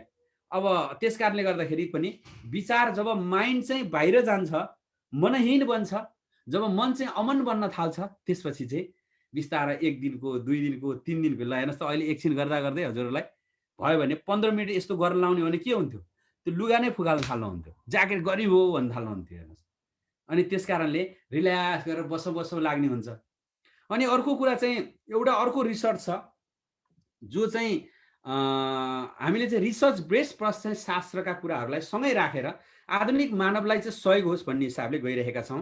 र एउटा हार्वर्ड युनिभर्सिटीले गरिएको एउटा रिसर्च छ, उसले चाहिँ वर्ल्डमा एउटा के छ भने जति धेरै मान्छे मेहनत गर्छन् त्यति चाहिँ महान बन्छन्, सक्रिय हुन्छन् भन्ने एउटा थ्योरी छ भने अर्को चाहिँ होइन, सन्तुलित तरिकाले काम गर्नेहरू चाहिँ लामो बाँच्छन् अथवा उनीहरू चाहिँ सशक्त हुन्छन् भन्ने दुईटा प्रिन्सिपललाई लिएर दुईटैलाई रिसर्च गर्दाखेरि एउटा ग्रुपलाई चाहिँ 40 घण्टा काम गर्न लगाइयो हप्ताको, एउटा ग्रुपलाई चाहिँ 20 घण्टा काम गर्न लगाइयो होइन, उनीहरूको स्वास्थ्य कस्तो हुन्छ, जीवनशैली कस्तो हुन्छ भनेर। अनि 40 घण्टा काम गर्ने र 20 घण्टा काम गर्नेको स्वास्थ्य परीक्षण गरियो 6 महिनापछि।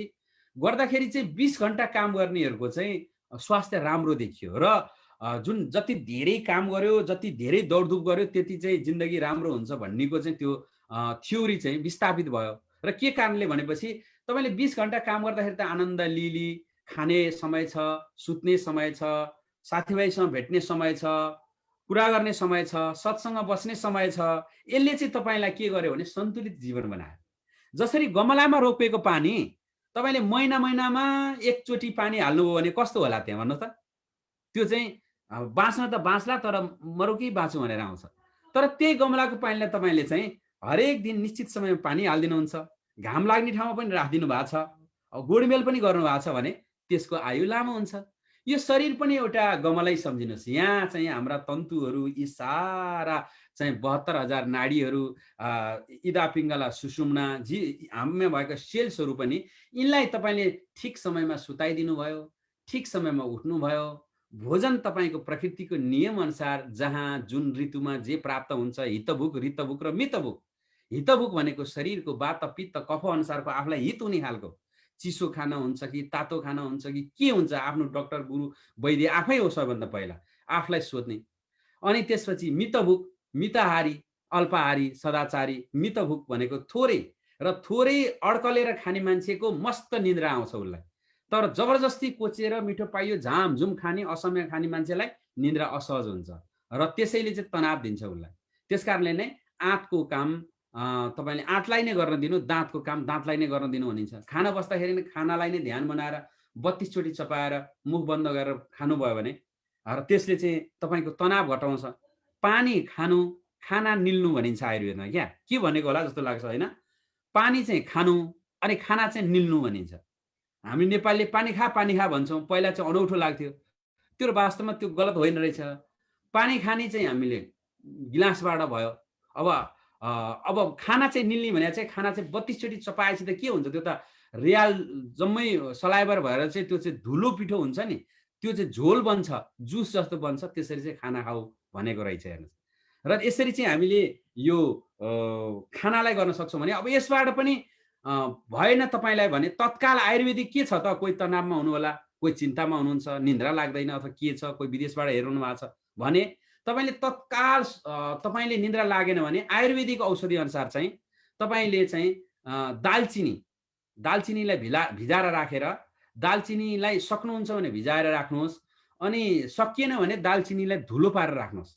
र दालचिनीलाई धुलो पारेर राखेर अनि त्यसलाई कपडा छान गरेर पनि भयो अथवा चिया छानीमा छानेर उमाल्नुहोस् र उमालेर त्यसमा चाहिँ अलिकति हनी लगाएर, यदि तपाईँ भिगन हुनुहुन्न भने थोरै हनी लगाएर, अब कोही भिगन हुनुहुन्छ भनेदेखि त्यसमा केही लगाउनु परेन र आफ्नो इच्छा अनुसार ल्वाङ सुकमेल अथवा मिश्री हालेर त्यो चाहिँ एक गिलास तपाईँले चाहिँ पिउने गर्नुभयो भने त्यसले चाहिँ के गर्छ त भन्दा ब्लडलाई प्युरिफाई गर्न सजिलो गर्छ र शरीरमा डोपामाइन लैजानलाई सहयोग गर्छ। अब अर्को कुरा, अब दालचिनी सालचिनी छैन, महँगो छ भन्ने लाग्छ भने घरमै हाम्रो चाहिँ ज्वानो पानी छ। ज्वानो पानी, कागतीको पात चाहिँ उमालेर खानुभयो भने त्यसले चाहिँ तपाईँको शरीरलाई चाहिँ रगत प्युरिफाई मात्रै नगर्ने र मस्तिष्कमा पनि आनन्द दिन्छ। आजै तपाईँको उपलब्ध छ भने आजै गएर हेर्नुहोस् त, अहिले एकछिनपछि।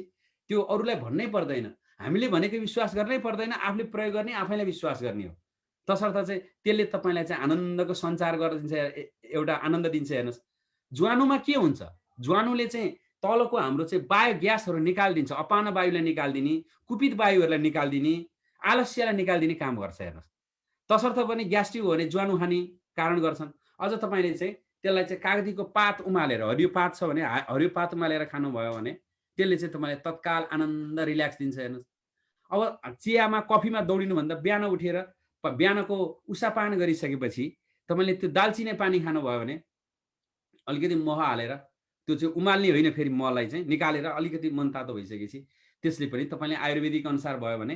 अर्को कुरो भनेको जो व्यक्ति सुत्न जानु अगाडि ध्यान गर्छ, उठेपछि पनि ध्यान गर्छ, बिचमा नै ध्यान गर्छ, ध्यान गर्न भ्याएन भने पनि योग निद्रा गर्छ, योग निद्रा गर्न भ्याएन भने उसले सलभासन गर्छ, जसले सलभासन गर्छ अथवा आनन्द बालासन गर्छ, उसलाई चिन्ता, तनाव, दोलो यो उसको शब्दकोशमा फेरि फर्केर आउँदैन। हामीलाई त यस्तो कुरा गर्ने फुर्सदै छैन। अलिकति फुर्सद हो भने खाएर हुन्छ कि भनेर दौडिन्छौँ हामी, के खाँदा हुन्छ, झोल खाँदा हुन्छ कि चौटा खाँदा हुन्छ भनेर दौडिन्छौँ हामी। अनि अलिकति फुर्सद भयो कि हामी चाहिँ अन्य खालको कुरा, अन्य चाहिँ अनुहार पुस्तिका मोबाइलतिर दौडधुप गर्न लाउँछौँ। एकछिन मोबाइल हेरेर बस्ने समयमा तपाईँले सशकाचन गरिसक्नुहुन्छ ल, तर अब त्यो हामीलाई सन्दर्भै छैन। अनि हाम्रो दिमाग बिहानदेखि भागेको यो आहाले नै के गरोस् बिचरा। हेर्नुहोस् त, बिहान कति बजे उठ्नुभयो सम्झिनुहोस् त हजुरहरू। र बिहान त्यति उठेदेखि यो आँखाले हेरेको हेरे एकछिन यसले छोपिन पाएको छैन। एकछिन फुर्सद त भयो होला, फेरि मोबाइलतिर गइहाल्यो। फेरि अलिकति फुर्सद भयो, अब त कहिले नि त मोबाइल एकसँग हेर्छ, फेरि गइहाल्यो त्यहाँ हेर्नु। अब चाहिँ एकछिन पनि विश्राम छैन यसलाई। अब यो विश्राम नभएपछि तपाईँको ऊर्जा गएको गइ छ। अब पोखरीमा ऊर्जा पानी आएको छैन, गएको चाहिँ गइ छ भनेपछि त रित्तिनी भयो नि। अनि थकान त्यसैबाट, चिन्ता त्यसैबाट, तन्द्रा त्यसैबाट, अनि त्यसैबाट बिस्तारै भारी रोग गर्दै जान्छ। तसर्थ जहिले पनि हामी चाहिँ नदी जस्तै बन्दै जाने हो सज्जनवृन्द, कि बाटो जस्तो सुकै आओस् जिन्दगीको, काहीँ खाल्डो आउँछ, काहीँ उकालो, काहीँ ओह्रालो, काहीँ पहरा, ताल झरना, बास बग्दै बग्दै जाने हो। बग्दै त्यसैलाई स्वीकार गर्दै जाने हो। जहाँ पुगिन्छ त्यही आकारलाई स्वीकार गर्दै जाने जस्तो छ। अब भन्नु होला कसैले, भन्न शैली छ, गर्न गाह्रो छ। हो, त्यो गर्न गाह्रो कुरालाई नि भन्दा भन्दा भन्दा सजिलो हुन्छ होइन। तपाईँले भन्दै भन्नु भएन भने त झनै गाह्रो हुन्छ त्यो। तसर्थ यसलाई चाहिँ सहज रूपमा हामी लिँदै जाउँ। र हरेक व्यक्तिले चाहिँ समस्या त भइहाल्छ। कस्तो समस्या छ आफूलाई, मेरो समस्या चाहिँ कति ठुलो छ, कहाँ अरूको जस्तो हो र भन्ने हुनसक्छ कतिलाई। मेरो कस्तो छ, अरूलाई भन्नै नहुने समस्या छ, घरको समस्या कसलाई भन्नु भन्ने होला। मेरो समस्या कस्तो समस्या छ, मेरो चाहिँ जागिरको समस्या भन्ने होला। तर हेर्नुहोस्, त्यही भएर हरेक रातले एउटा न एउटा तारा झारेकै हुन्छ। हरेक मान्छेको काहीँ न काहीँ बिग्रेकै हुन्छ। जसको केही पनि बिग्रेको छैन, जसको केही पनि समस्या छैन, त्यो त चितामा सुतेको हुन्छ, चितामा सुतेको हुन्छ। त्यो चितामा सुतेको मान्छेको मात्रै केही बिग्रिया हुँदैन। उता जता लग्यो नि पोले नि पोलिदिने नि हो, गाडी नि गाडी नि हो। जिउँदो मान्छे भन्नु नै समस्या हुनु हो। समस्या भनेकै अगाडि बढ्नलाई हो। मान्छेको ढुङ्गे युगदेखि अहिलेसम्म नै उसले समस्याले नै अगाडि बढेको छ। ओखर फुटाउन सकेन, अब ढुङ्गो खोज्यो ढुङ्गोले, अनि युद्ध भयो, अब ढुङ्गोभन्दा बलियो खोज्दै हिँड्यो, फलाम भेट्टायो, फलामको औजार बनाइदियो। हेर्नु, अब छिट्टो हिँड्नु पर्यो ओल्लो डाँडा र पल्लो डाँडामा, अनि त्यहाँबाट भालाहरू उसले रोज्यो। र यस्तो गर्दै गर्दै नै मानिसको समस्याले नै मानिसलाई बढाउँदै लिएर गएको हो। तसर्थ समस्यादेखि भाग्ने होइन, जाग्ने हो। तर जीवनलाई सादा बनाउने हो। जति हुन्छ जीवन सादा, उति हुन्छ तनाव आधा। ल हेर्नु, जति हामी तडक भडक गर्छौँ त्यति गाह्रो। हेर्नुहोस्, जिन्दगीलाई सादा बनाऊ, हामीलाई सजिलोसँग जिन्दगी बित्छ आनन्दले। यो तनाव भन्ने त यो त अरूको लागि हो नि, यो त हाम्रो लागि कहाँ हो र। हाम्रो यस्तो पूर्वीय दर्शन, बिहानै सूर्यको दर्शन गर्ने मान्छेहरू, बेलुका ध्यान गरेर सुत्ने मान्छेहरू, अनि यो पर्वहरू आज स्वस्थानी छ। स्वस्थानी भनेकै यो एक किसिमले मान्छेको तनाव र चिन्ता हराउनकै लागि हो। यस्ता पर्वहरू हरेक उसमा आउने पनि, पूर्णिमाको दिनमा व्रत राख्ने, औँसीको दिन व्रत राख्ने, यही तनाव घटाउनलाई हो पूर्वजहरूले जानेको। औँसी पूर्णिमामा चाहिँ हाई टाइड हुन्छ, ग्राभिटेसनल फोर्स धेरै हुन्छ, र शरीरमा भएको लिक्विडमा चाहिँ उतार चढाव आउँछ, रिस उठ्न सक्छ, तनाव आउन सक्छ। त्यो बेला भोको बस्ने, व्रत बस्दिने, व्रत बसेपछि एनर्जी कम हुन्छ, अनि शान्तसँग इन्साइट देख्न सक्नुहुन्छ। कस्तो विज्ञानयुक्त छ हेर्नु। यो त विज्ञान थेसिसमा लेखेर थ्योरीमा किताबमा प्रकाशित गरेपछि मात्र विज्ञान हुने होइन नि। त्यो त त्यतिखेर जे उपलब्ध थियो त्यसैले नियम बनाइयो। हेर्नुहोस्, अब स्वस्थानी भनेकै सो भनेकै आफ्नो आफू भयो, सो स्थान भनेको आफ्नो स्थानमा भयो। जुन स्थानमा हुन्छ त्यहीँ बस्यो भने त त्यसको टेन्सनै साफ भइहाल्यो नि। रुख अब त्यो आफ्नै स्थानमा बसिरहेछ, रुख जीवित छ। अब रुखले म हिँड्छु भन्यो भने रुख भाँचिनुपर्छ।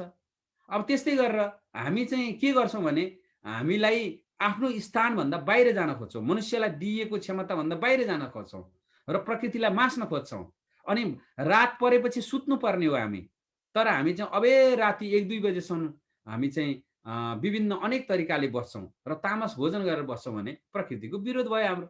र यस कारणले चाहिँ हामीले प्रकृतिको लयमा बस्नु नै, त्यसमा रम्नु हो। र त्यस कारणले तपाईँ हेर्नुहोस्, स्वस्थानी एउटा सुखद घटनाबाट सुखदमा टुङ्गिएको कहानी हो।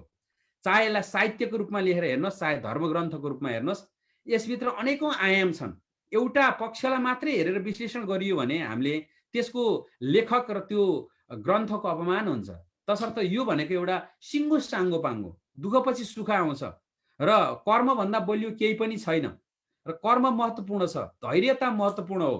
अहङ्कारले मान्छेलाई चूर्ण पार्छ, पुण्यवतीलाई जस्तरी, चन्द्रावतीलाई जस्तरी। तर धैर्यताले मान्छेलाई महानताको चुलीमा पुर्याउँछ। र गोमाको जुन धैर्यताले आमा बाबालाई कन्भिन्स गरेको छ जीवनको अनेक विषादीपूर्ण तरिकामा नि आफ्नो मनको मालिक आफै हो भनेर, जसरी भिक्टर स्वस्तानी पढ्दाखेरि चाहिँ मान्छेले त्यसको बुझ्दैनन् अथवा त्यसको विरोध गरेको पनि देखिन्छ। भिक्टर फ्र्याङ्कलिनको हो man in search of meaning भन्ने पुस्तक पढ्नुहोस् त, उनको र गोमाको दुःख एउटै छ। अब त्यसैले विदेशीले पायो भनेदेखि त्यो चाहिँ एउटा फिलोसोफी बनाएर चर्चामा ल्याइसक्थ्यो हेर्नुहोस्। तर स्वस्तानी जसरी गोमाको एउटा चौतर्फी दुःख भयो नि, चौतर्फी छोरो थियो, छोरो पनि हिँड्यो, बुहारी थियो, बुहारी पनि हिँड्यो, पति थियो, पति पनि बितिन्, अब काहीँ कोही पनि छैन, त्यस्तो अवस्था नै त्यो चाहिँ भिक्टर फ्र्याङ्कलिनलाई भएको थियो। उसले त्यो दुःखलाई पुस्तकमा लेख्यो अनि त्यो पछि फिलोसफीमा आयो। अहिले वर्ल्ड वाइड चाहिँ मिलियनमा बिक्ने पुस्तक भयो। त्यही एउटा साइकोलोजिकल्लीलाई नै हरेक दुःखलाई काट्ने सबभन्दा ठुलो कुरो मन हो र हामीले हरेक समस्या होइन, त्यसलाई कसरी रियाक्ट गर्छौँ त्यो महत्त्वपूर्ण कुरा हो। कसैलाई चाहिँ मानिलिउँ चाहिँ अलिकति जाडो हो भनेदेखि उसलाई चाहिँ हिटर चाहिन्छ भने त्यही जाडोमा अर्को ठिकै छ नि त, अब यो जाडो फेरि अर्को साल आउँछै आउँदैन, अर्को साल फेरि यस्तो जाडोको मजा लिन पाइने हो कि हेरौँ नि त भन्ने हुन्छ। त्यही उसले चाहिँ डिल गर्यो। अब गर्मी भइरहेछ, अब मलेसियामा हुनुहुन्छ, यहाँ अस्ट्रेलियाबाट शोभाजीहरू हुनुहुन्छ र एकदम गर्मी भइरहेछ भने अब त्यो गर्मीलाई रिस गर्नेहरूले एसी पनि छैन, फ्यान छैन, यस्तो ल कस्तो भन्ने जस्तो नि भयो। अब त्यसलाई सहज रूपले लिने मान्छेले ठिकै छ नि, दौडेर पसिना काट्नु पर्थ्यो, बसी पसिना आयो, क्या मजा, आहा, त्यही गर्मीको नै फाइदा हो भने जस्तै त्यो समस्यालाई चाहिँ कसरी डिल गर्ने भन्ने कुरा हो। अब जाँदै लास्टमा चाहिँ कृष्ण भगवानले द्वापर युगमा जारालाई दिएको उपदेशबाट हामी एउटा शिक्षा लिनेछौँ। यहाँहरू सबैले थाहा छ कि हामीले शास्त्रीय रूपमा कृष्ण भगवान एउटा विलक्षण स्वरकलाभन्दा माथि भएको अवतारको रूपमा मान्छौँ। त्यस्तो व्यक्तिले अन्तिम उहाँको शरीर चाहिँ कसरी छोड्नु पर्यो भन्दा एउटा हन्टर अथवा सिकारीले यसरी बाण ताकेर उहाँले खुट्टा तेर्सिएर यसरी बसेको मृगको कान भन्ठानेर खुट्टामा बाण लागेपछि चाहिँ त्यसपछि चाहिँ त्यो बाण चाहिँ खुट्टाबाट छेडिएर गयो मुटुमा र त्यस पछाडि उहाँले चाहिँ त्यो शरीर छोड्नु पर्यो र त्यो छोड्ने बेलामा चाहिँ त्यो जाराले थाहा पायो, ओहो मैले मृग भनेर हानेको त मान्छे हुनुहुँदो रहेछ भनेर आत्तिएर आउँदाखेरि कृष्ण भगवानले भन्नुभएको एउटै कुरा छ, तपाईँको न भविष्यको लागि चिन्ता गर्नु, न विगत सम्झेर पश्चाताप मान्नु, मात्र अहिले वर्तमानमा रहनु। जे भएको छ ठिक भएको छ, कर्ता तिमी होइनौ, जुन दिन तिमी कर्ता मै हुँ भन्छौ त्यो दिन तिम्रो टेन्सन र तनाव सुरु हुन्छ। हामी समर्पण गर्नै जान्दैनौँ, तुम शरण भन्नै जान्दैनौँ। मुखले त तोमेव माता च पिता तोमेव भन्छौँ, मुखले चाहिँ तोमेव माता नि तपाईँ हो, पिता नि तुम्हें भयो भनेर। अब साँच्चै माता पितालाई त तपाईँ बा भएर के गर्नु, तपाईँभन्दा म जान्ने छु भन्न थाल्छन् त्यहाँ हेर्नुहोस् होइन। तसर्थ चाहिँ जसरी मुखले राम राम बगलीमा छुरा भने जस्तो होइन, तसर्थ चाहिँ अब जहिले पनि हामीले चाहिँ एकरूपता हुनु पर्यो त्यसमा। तसर्थ चाहिँ राम राम जप्ना पराइमाल अपना भने जस्तो चाहिँ मुख र कर्मले चाहिँ एकरूपता भएन त्यहाँ चाहिँ। तसर्थ हामीले चाहिँ के गर्नु पर्यो त, जहिले पनि हामीले चाहिँ अरूप्रति समर्पण भाव, मैले होइन तोदीयम वस्तु गोविन्दम तुभ्यमेव समर्पय भन्दै समर्पण तपाईँमा छ भने कर्ता भावलाई छोडिदियो भने त गर्ने गराउने उयो भन्ने हुन्छ र यसरी चाहिँ हामीले हलुका हुन सक्छौँ। र यो हिसाबले be in the present, don't say sorry for the past, don't worry for the future, be in the present. धन्यवाद। यहाँहरूको यो उत्सवमय उपस्थितिसँगै आजको यी सन्दर्भहरूमा हामी बिट मार्दै एउटा हामी तनाव नियन्त्रण गर्ने सुखकारी ध्यानमा जानेछौँ। आउनुहोस् सबैजना, जिन्दगीका कति समय बिते हेर्नुहोस्, कसैको टिकटक हेरेर त्यत्तिकै बित्यो, कसैको मोबाइलमा के चलाएर बित्यो, कसैको गफ गरेर बित्यो, पल्लो गरेर वल्लो गरेर। आउनुहोस् अबको समय चाहिँ आफैसँग आफूले गफ गर्ने, आफै भित्रकोलाई सुन्ने, धेरैलाई सुन्यो, बस अब आफूलाई सुन्ने। आउनुहोस् सबैजना ध्यानस्थ बनाऊ, चिन्तालाई व्यवस्थित गर्ने अथवा चिन्तालाई व्यवस्थित गर्नै पर्दैन। चिन्ता आउँदै हामी चिन्ता नै होइन, हामीले त त्यो जीवनको स्वीकारोक्ति भावलाई नलिएको कारणले चिन्ता आएको हो। र प्रसन्न भएर हामी एकैछिन यो चिन्तालाई निवारण गर्नको लागि हामीले जहिले पनि मकर मुद्रा कसरी गरिन्छ हामीले योगमा त सिकाइरहेका छौँ। र यहाँ पनि यहाँहरूले दुईटा अम्लालाई यसरी ज्ञान मुद्रा बनाउनुहोस् र यो साङ्लो जसरी बुढी अम्लाभित्र छिराइदिनुहोस्। एउटा बुढी अम्लाभित्र अर्को बुढी अम्लो छिरो। पहिला यस्तो ज्ञान मुद्रा थियो, एउटा अम्लो उचालेर अर्को ज्ञान मुद्रालाई हालिदिनुहोस्, साङ्लो भयो। साङ्लो भएपछि बिस्तारै अब यो दुईटा अम्लालाई माथि, दुईटा अम्लालाई तल यसरी राखिदिनुहोस् र यो खप्ट्यो र यसरी माथि चाहिँ पृथ्वी मुद्रा र आकाश पृथ्वी तत्त्व बोक्ने यो साइली अम्लो र माझी अम्लो यसरी दुवै हातको माथि छन्। अरू कान्छी अम्लो तल बसेको छ र यो यसरी चाहिँ यो मुद्रामा लगाउनुहोस्। यसले चाहिँ के गर्छ भने सिधै हृदयमा मुटुको आकार बन्यो अनि यसले चाहिँ सिधै सबकन्सियस माइन्डमा र माइन्डलाई सेटल गराउन काम गर्छ यसले। र यसरी बसेर यो मुद्रामा यसरी बस्नुहोस्। यदि भएको छैन भने फेरि I will repeat it once more time. यसरी पहिला यसरी बस्नुहोस्, दुईटा मुद्रा। यो मुद्रालाई मुद्रामा छिराइदिनुहोस्।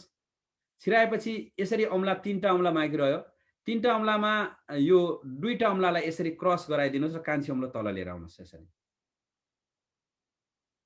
गुड। यदि भएको छैन भने फेरि हजुरहरूले यो हामी अभ्यास गरि नै रहनेछौँ। छैन भने मुद्रालाई मात्रै ज्ञान मुद्रालाई गर्नुहोस् र यसरी गरेर नाइटो मुनि लगेर राख्नुहोस् यो हातलाई यसरी। नाइटो मुनि राख्नुको कारण चाहिँ मेरुदण्ड सिधा भयो र जस्तो अवस्थामा पनि तपाईँले अब यसपछि चाहिँ तपाईँले आफूलाई जे सुन्नुहुन्छ त्यही संवाद गर्ने, जे सुन्नुहुन्छ त्यो संवाद गर्ने। तपाईँले सुनेको र मैले सुनेको अनुहार फरक हुन सक्छ। त्यसलाई भित्री मुखले जुन सुन्नुभयो बाहिरले पनि गर्ने। जस्तो चाहिँ तपाईँले अहिले बिस्तारै सुन्दै जाँदाखेरि गहिरिएर एकान्तमा बसेपछि मात्रै आफ्नो भाषा सुनिन्छ र धेरै बस्ने अभ्यास गरेपछि त तपाईँले 9वटै ध्वनि सुन्न थाल्नुहुन्छ, 9वटा ध्वनि। तर अहिले कम्तीमा तपाईँले सूक्ष्म भएर सुन्ने प्रयास गर्नुहोस्। धडक धडक धडक आयो भने तपाईँले नै पहिला सुन्नुहोस्, त्यसपछि 3 चोटि त्यसैलाई दोहोऱ्याउनुहोस्।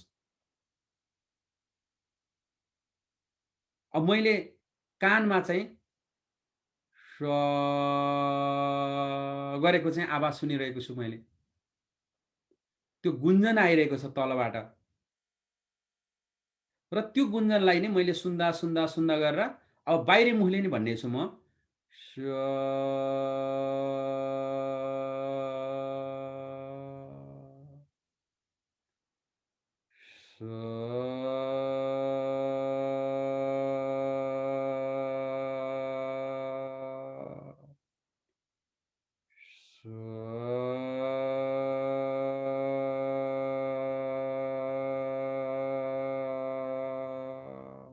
अब हजुरहरू पनि जे सुन्नु भएको छ त्यसलाई दोहोऱ्याउनुहोस्।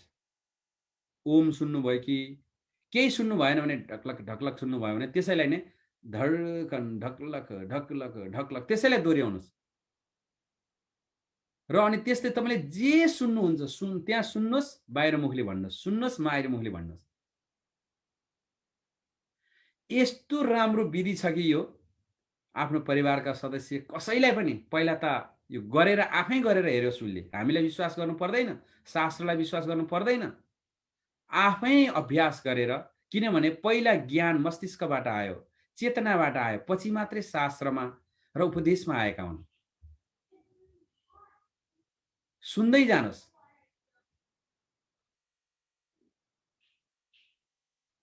अब मैले हुङ्कार सुनिरहेको छु। स्वबाट गहिरिएर जाँदै गर्दा हुङ्कार भनेपछि अब मैले सुन्दै गएर फेरि त्यो हुङ्कारलाई दोहोऱ्याउने छु।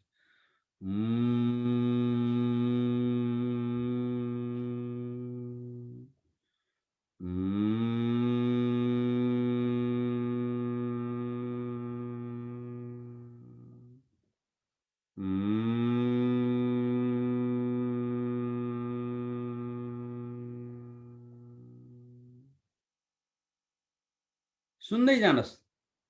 आफूलाई सुन्नुहोस्, दोहोऱ्याउनुहोस्। सुन्दै जाँदा, गहिरिँदै जाँदा मुटु चलेको याद भयो। मुटुको पल्स चाहिँ नारीमा, नाभिमा, मस्तिष्कमा हुँदा हुँदा मूलधारमा नलीखुट्टामा थाहा पाइयो। अहिले झनै झनै 7 ठाउँमा थाहा पाएँ। हेर्दै जाने भने शरीरको प्रत्येक ठाउँमा थाहा पाइन्छ। अब त्यो छातीमा सुनौ, धडक धडक आएको। अब धकारलाई उच्चारण गर्नुहोस्। ध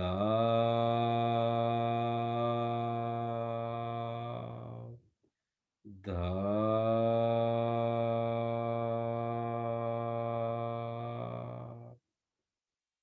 ध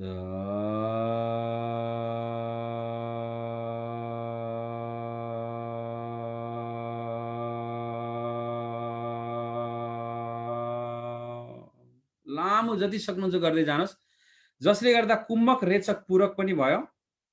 प्रणव स्वरको शून्य, मध्य र अन्त्य पनि उच्चारण भयो। मुद्रा पनि छ। नाभिबाट माथि नउठोस् यो हात। त्यो नाभिबाट माथि उठ्यो भने ढाड झुक्छ।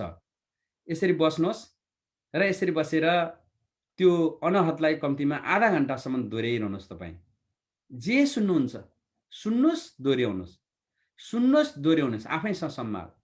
त्यसपछि बिस्तारै यो हातलाई झिक्नुहोस्, मान्नुहोस्। कसैको हात बस्दा बस्दा बस्दा दोब्रिएको हुन्छ। हेर्नुहोस्, यो चाहिँ तपाईँको बुद्धले पनि सतिपठान अर्थात् लामो लामो ध्यानको क्रममा चाहिँ उहाँले पनि आफ्नो यो मुद्रा चाहिँ आफ्नो भन्तेहरूलाई गराउनु भयो भने ऋग्वेदीय कालमा शिष्यहरूलाई गुरुहरूले पनि गराउनुहुन्थ्यो। र तपाईँको 30 दिन 40 दिनसम्म यो मुद्रामा बसिसकेपछि यो हात यस्तो भएको भए नङ बढेर यति लामो हुने र ऊ आफूले खोल्न नसक्ने, अनि उसलाई लगेर यो हातलाई तातो पानीमा मन तातो पानीमा चोप्दा चोप्दा चोप्दा चोप्दा गरेपछि अनि त्यो हात बिस्तारै खुलिँदै आउने, त्यो अवस्थाको घटनाहरू यो हुन्छन्। तसर्थ यो असाध्यै दिव्य मुद्रालाई यहाँहरूले जो यो सुनिरहनु भएको छ, सुन्न बाँकी हुनुहुन्छ, यसलाई त्यहाँसम्म पुगेर यो गर्नुहोस्।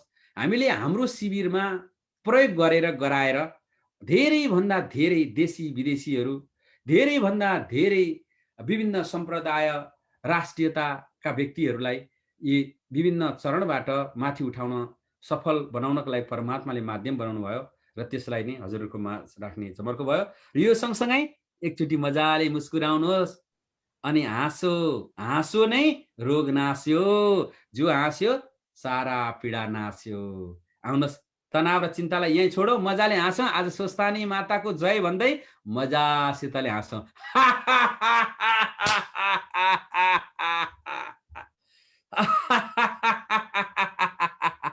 जो पहिला आउनु भएको छ उहाँहरू हाँस्नुहोस्।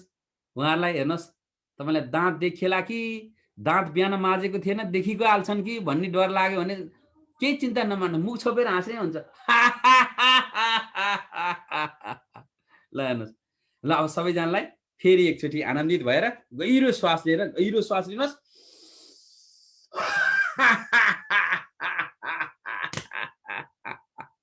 हाँस्नुहोस्।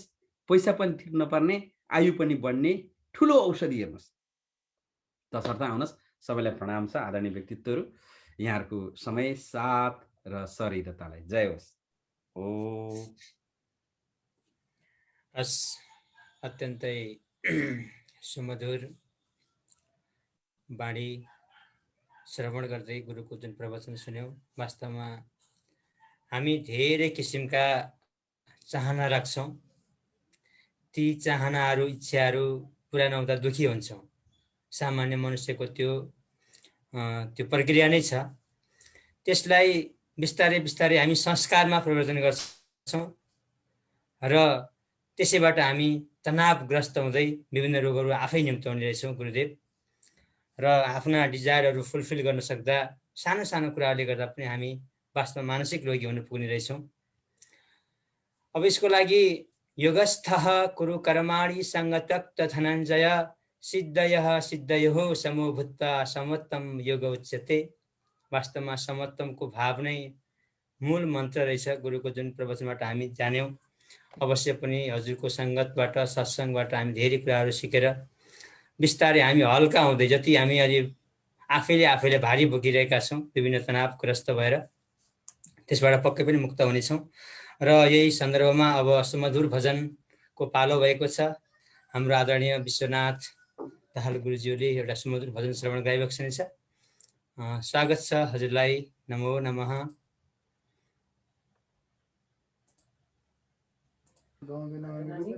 हस् गुरुदेव। अब गोपाल भाइले गाउँदै हुनुहुन्छ।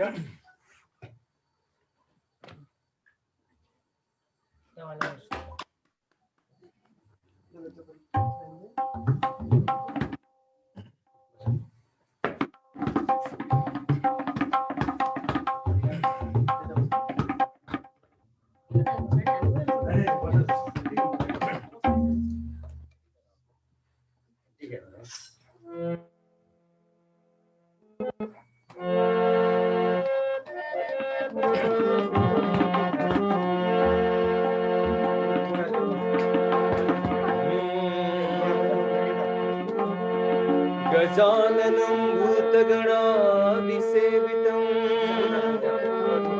कपितजम्बो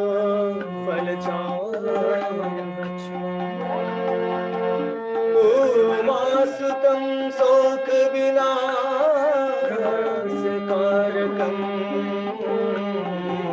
नमामि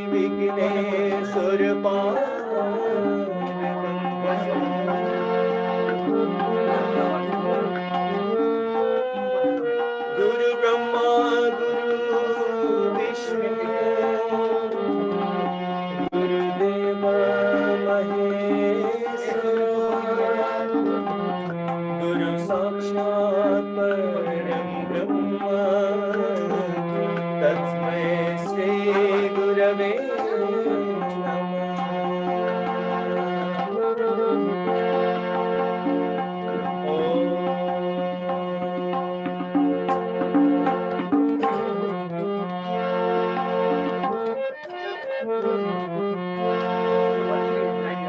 एक दिन त जाने हो संसार छोडेर एक दिन त जाने हो संसार छोडेर बिचरा तोडेर पंछी भनेर बिचरा तोडेर पंछी भनेर धन र सम्पत्ति घरमै झोलामा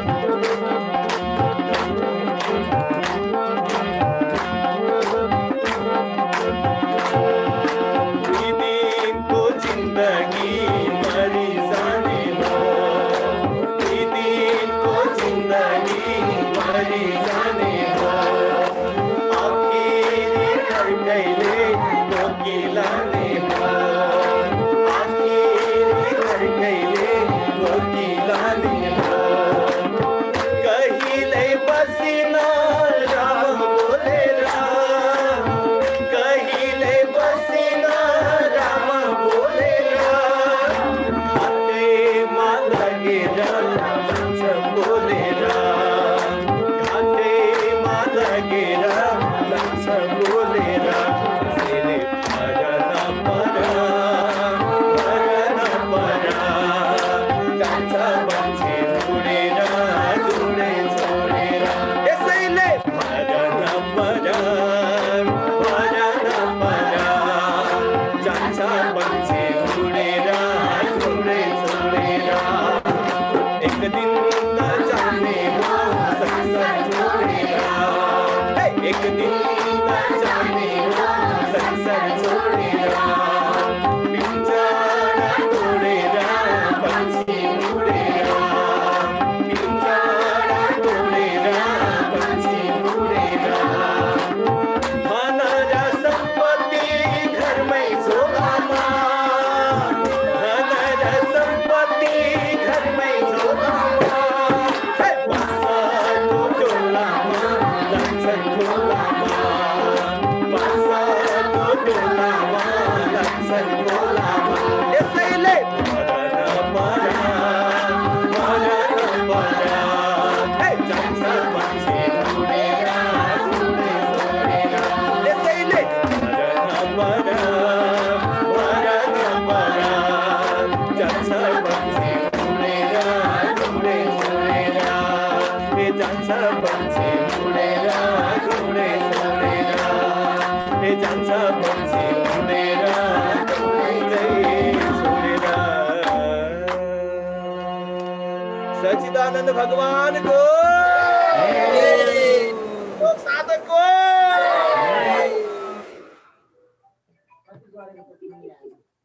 आदरणीय गुरुदेवको जय धन्यवाद अत्यन्तै सुमधुर भजन राखिबक्स्यो यहाँले अब हामी गुरुको सानिध्यमा छौँ यस्य सानिध्य मात्रेन चिदानन्दयते तनु गुरुको सानिध्यले मात्रै पनि कति आनन्द हुन्छ हामी आफै अनुभव गर्न पाएका छौँ हामी सबैलाई अनुभूत भएको छ वास्तवमा समय बितेको थाहै छैन आनन्दै आनन्द प्राप्त जति समय हामी गुरुको सत्सङ्गमा बस्छौँ त्यति बेलासम्म हामीलाई कुनै कुराको तनाव हुँदैन न चिन्ता छ न तनाव छ यस्तै आफ्ना अनुभवहरू राख्दिन हुन अब हाम्रो आदरणीय गणेश खड्गाज्यू वैशिन्छ उहाँले केही शुभभाव अथवा चाहिँ आफ्नो अनुभव सेयर गरिबक्सन्छ हार्दिक स्वागत छ यहाँलाई नमो नमः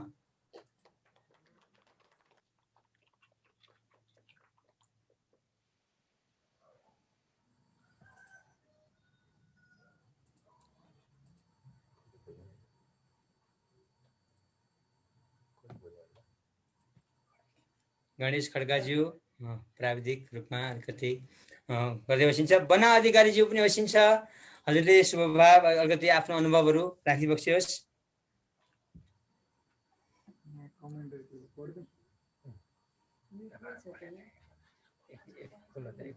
ठिकै छ केही छैन अब हामी अलिकति कहिलेकाहीँ प्रविधिले हामीलाई यसो चेक पनि गरिरहेको हुन्छ अब एकपटक फेरि पुनः हाम्रो आदरणीय विश्वनाथ दाहाल गुरुजीको टिमबाट हामी चाहिँ त्यहाँ एकदम आदरणीय गोपाल तामाङजी होइसिन्छ उहाँको टिम छ अति आदरणीय अति सुमधुर भजन एउटा छोटो भजन फेरि हामी श्रवण गर्न चाह्यौँ हजुरलाई अनुरोध गऱ्यौँ हजुर हस् हजुर हस् जय होस्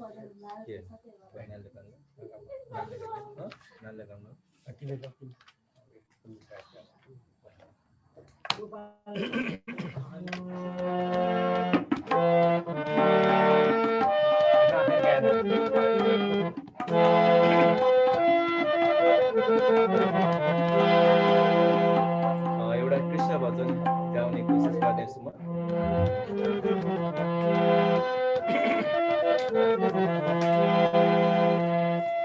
कृष्ण तिमी एक्लै नआउनु हो कृष्ण तिमी एक्लै नआउनु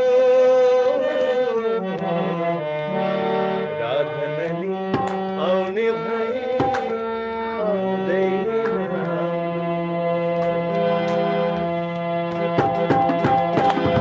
कृष्ण तिमी एक्लै नआउनु हो कृष्ण तिमी एक्लै नआउनु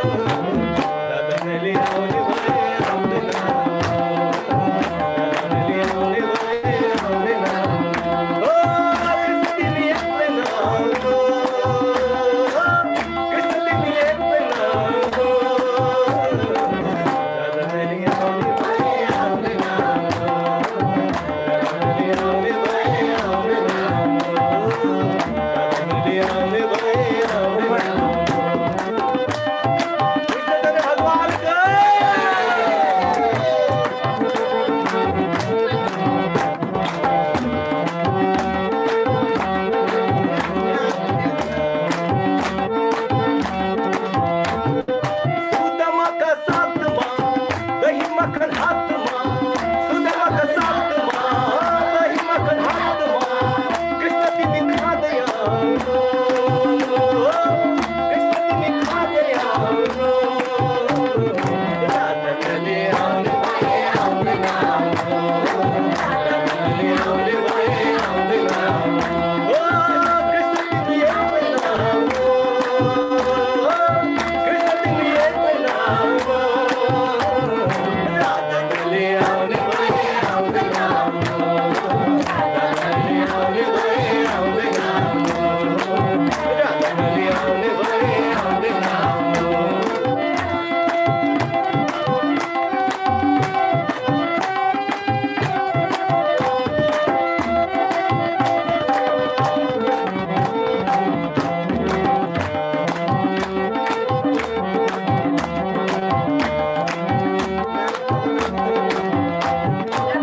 गोपिनीका साथमा बंसली हातमा गोपिनीका साथमा बंसली हातमा कृष्ण तिमी झर्दै आउनु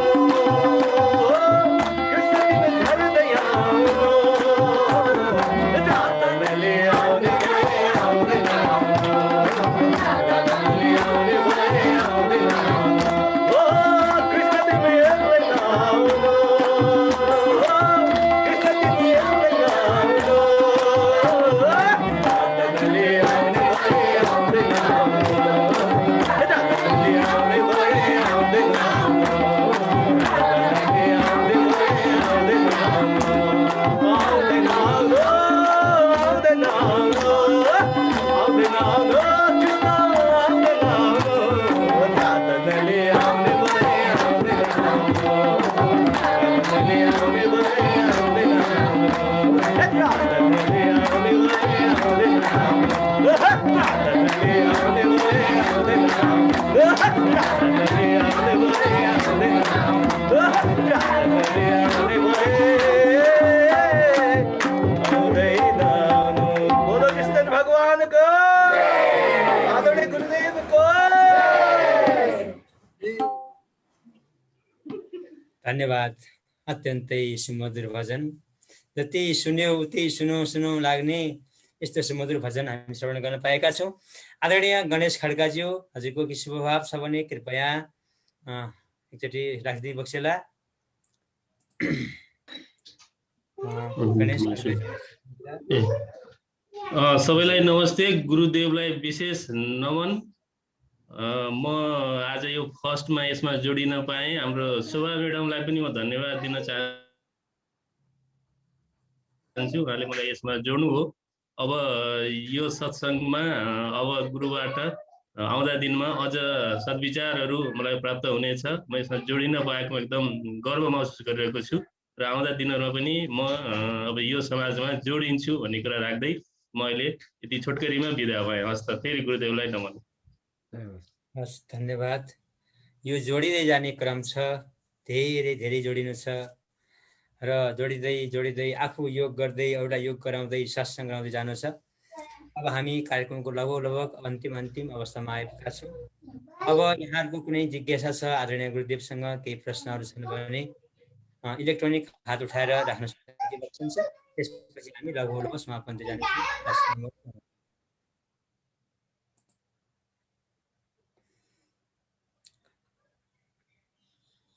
आदरणीय राम भक्त घिमिरेजी होइसिन्छ, यहाँ राखिबक्सी हजुर। नमो नमः। गुरुभ्यो नमो नमः, सर्वेषां नमो नमः। मेरो शुभ भाव चाहिँ म यहाँ सत्सङ्गतमा जोडिएदेखि मैले खेचरी मुद्रा चाहिँ लगातार गर्दै आएको छु। जतिखेर पनि काम गर्दा पनि खेचरी मुद्रा चाहिँ गर्न मिल्ने। त उनीहरूले यो मुद्रा गर्दाखेरि मेरो अनुभव के रह्यो भने भोक कम लाग्ने, मुखबाट चाहिँ रस आइराख्ने कि मुड फ्रेस भइराख्दो रहेछ कि। यो चाहिँ एकदम तनाव पनि कम गर्ने। तर मान्छे कसैले पनि थाहा नपाउने कि मैले भित्र खिचरी मुद्रा गरिराखेको छु भन्ने कुरा। त उनीहरूले गर्दा यो चाहिँ अत्यन्त लाभकारी लाग्यो म आफैलाई। अनि मेरो जिज्ञासा यस प्रकार छ कि यो मैले जान्न खोजेको गुरुदेवले प्राय रुद्राक्षको माला चाहिँ लगाइराख्नुहुन्छ। रुद्राक्षको मालाको उत्पत्ति र रुद्राक्षको महिमाको बारेमा भन्नुभयो हुँदी आभारी हुने थिएँ। हस्, धन्यवाद। अत्यन्तै राम्रो। सर्वप्रथम त राम भक्तज्यूलाई धेरै धेरै धन्यवाद प्रश्नको लागि। र हामी खेचरी जुन तपाईँ जोडिनु भयो त्यस पछाडि खेचरी मुद्रा लगाइरहनु भएको छ, अत्यन्तै राम्रो। अब समूहमा बस्दा खेचरी मात्रै, एकान्तमा बस्दा खेचरी र साम्भवी दुइटै लगाउनु हो भने अझ मल्टिप्लाई बनेर त्यसको चाहिँ लाभ प्राप्त हुन्छ। एकदमै राम्रो। र यो सँगसँगै प्रत्येक व्यक्तिहरू जो बाणीले उहाँहरूलाई साथ दिएको छैन, अस्पतालको आइसियुमा हुनुहुन्छ अथवा भोक धेरै छ, व्रत बसिरहनु भएको छ, अन्य तनाव छ भने पनि खेचरी एकदमै ठुलो रामबाण हो हाम्रो लागि। र यहाँले निरन्तरता दिन सक्नुहुन्छ। र यो सँगसँगै अर्को कुरा भनेको चाहिँ रुद्राक्षको महिमा चाहिँ यस्तो छ, यसको चाहिँ यो महिमा भन्यो भने अर्को सत्सङ्ग पुरै अर्को क्लास लिनुपर्ने हुन्छ। तर पनि सामान्य अर्थमा भन्नुपर्दाखेरि यो रुद्राक्षलाई चाहिँ यहाँले यसरी एउटा प्राकृतिक चिकित्सा पद्धतिको रूपमा हेर्नु भने पनि रुद्राक्ष चाहिँ यो ब्रह्माण्डको एउटा वनस्पति यस्तो हो, अरू सबै काठहरू तैरिन्छन्, तर रुद्राक्ष एउटा ग्लासमा राख्नु हो भने असली रुद्राक्ष डुब्छ। यसको अर्थ त्यहाँनिर चाहिँ वनस्पतिमा एउटा काठमा पनि एउटा म्याग्नेट अर्थात् त्यो चाहिँ एउटा जैविक विद्युतीय तरङ्ग हुन्छ यसमा। र यसले चाहिँ तपाईँलाई मन शान्त स्थिर गर्ने त्यत्तिकै पनि रहन्छ। र योगीजनहरूले ध्यान गर्दा अथवा जप गर्दा त्यत्तिकै पनि लगाउँदाखेरि पनि हुन्छ भने अझ तपाईँले सिलसिलाबद्ध रूपमा ध्यानस्थ रहेर अझ यसको चाहिँ विधि विधानसँग लगाउनु भयो भने यसको महत्त्व चाहिँ अझै छ। शास्त्रीय हिसाबले भन्ने हो भने शिवजीको आँसु अथवा अश्रु, रुद्र, अस्त्र, रुद्रको चाहिँ आँसुको रूपमा भनिन्छ। तर आँसु भनेको के हो, रुद्र भनेकै हामीले कसरी बुझ्छौँ भने महाचेतनालाई बुझ्छौँ। र यो महाचेतनाको अश्रु भनेको के हो भन्दाखेरि आफूबाट आउटगोइङ चिज हो। र आउटगोइङ भनेको मतलब चाहिँ लिबरेसन र त्यो चाहिँ एउटा मनलाई काम डाउन गर्ने एउटा माध्यम हो। जब आँसुहरू रित्तिन्छन् तब हृदय हलुका हुन्छ। तसर्थ रुद्राक्ष भनेकै यो चाहिँ सांसारिक आँसु बगाउने, सांसारिक पीडा बगाउने हो शास्त्रीय हिसाबले। यसको अनन्य लाभ छ र यसले चाहिँ ब्लड प्रेसर कम गर्ने, तपाईँलाई चाहिँ प्रेसरको अन्य रोगी छ भने पनि ठिक हुने, त्यो सँगसँगै अझ तपाईँले भित्र लगाउनु भएको छ कुनै निश्चित मुखी आफ्नो यो विशेष रूपमा भनेदेखि त्यसले चाहिँ अकुप्रेसरको पनि काम गर्ने त्यो महत्त्व छ भने यहाँ चाहिँ हामीले नेपालमा मात्रै यसको महत्त्व होला जस्तो लाग्थ्यो। तर विदेशमा पुगेपछि त यो विदेशमा उनीहरूले झन् धेरै यसको महत्त्वका साथ प्रयोग गरिरहेको देखियो। यसको चाहिँ चिकित्सा पद्धतिको रूपमा नजानिकन हामीले त अझ रुद्राक्ष लाग्यो भने यसरी शुद्ध तरिकाले साकार बनेर यसरी चाहिँ लाउनुपर्छ भन्ने मान्यता छ। त्यसले अझ हाम्रो सात्विकता बढ्छ भने बाहिर केही पनि नजानिकन उसले सामान्य रूपमा लायो भने पनि यसबाट पाउने जुन pressure control, magnetic balance, emotional balance कुराहरूलाई चाहिँ यसले लिएर आउँछ। र यसमा पनि अझ विभिन्न मुखीहरू हुन्छन् र त्यसले विभिन्न मुख अनुसारको एउटा प्रकृतिको चाहिँ इन्जाइम्सहरूलाई सोचेर राखेको हुन्छ। र यसको बारेमा हामी फेरि पनि थप गर्नेछौँ। अहिलेलाई भने यदि रुद्राक्ष तपाईँले आफ्नो एनर्जी अनुसार अझ आफ्नो वातपित्त कफ अनुसार लगाउनु हो भने यसले चाहिँ धेरै राम्रो लाभ दिने, लाभ पाउने चाहिँ मैले पाइरहेको छु। त्यो हिसाबले चाहिँ यहाँहरूले पनि अनुभव स्वत गर्नुहोस् भन्न म चाहन्छु। जय होस् राम भक्तज्यू, यहाँको जिज्ञासाको लागि। त्यस्तै गरी अर्को हात उठेको छ वैशमारी पुन्ज्यू, हजुरले पनि राख्न सकिबक्सन्छ, राखिबक्सियोस् गुरुलाई। गुरुजी ल नमस्कार फेरि पनि। अनि मलाई चाहिँ एउटा उसमा यो गीतामा चाहिँ एउटा डाउट थियो, हजुरसँग एकछिन क्वेसन राखौँ कि हजुरले कि प्रश्न गराइदिनुहुन्छ कि भन्ने थियो। खासै यो गीता चाहिँ मैले अनुभव के अरे यसको महत्त्व र मूल्य थाहा नपाउँदै पढ्न सुरु गरेँ। यो कामको सिलसिलामा विभिन्न देशका मान्छेहरूसँग सङ्गत गर्दा उनीहरूले आफ्नो बाइबल पढ्दाखेरि मैले मेरो पनि के रहेछ त भनेर यो गीता किनेर यत्तिकै पढेँ। यसको महत्त्व थाहा थिएन, तर पढ्दै जाँदाखेरि चाहिँ मलाई त्यो भित्र छिर्दाखेरि चाहिँ अलिकति राम्रो भयो त्यसमा। तर मलाई सधैँ एउटा चाहिँ यो एउटामा चाहिँ मलाई एकदमै डाउट लाग्ने, एकदम किन यसो लेखेको होला भनेर हजुरसँग क्वेसन राख्न लाग्छु। यो चाहिँ भगवत गीताको श्रीमद् भगवत गीताको अध्याय 10 को टेक्स्ट नम्बर 25बाट छ। अब यो संस्कृत म अलिकति पढ्न सक्दैन है, अनि त्यो क्वेसन चाहिँ सबै पढ्दै रहेछ, त्यो जहाँनिर मलाई डाउट छ त्यही मात्रै पढ्छु।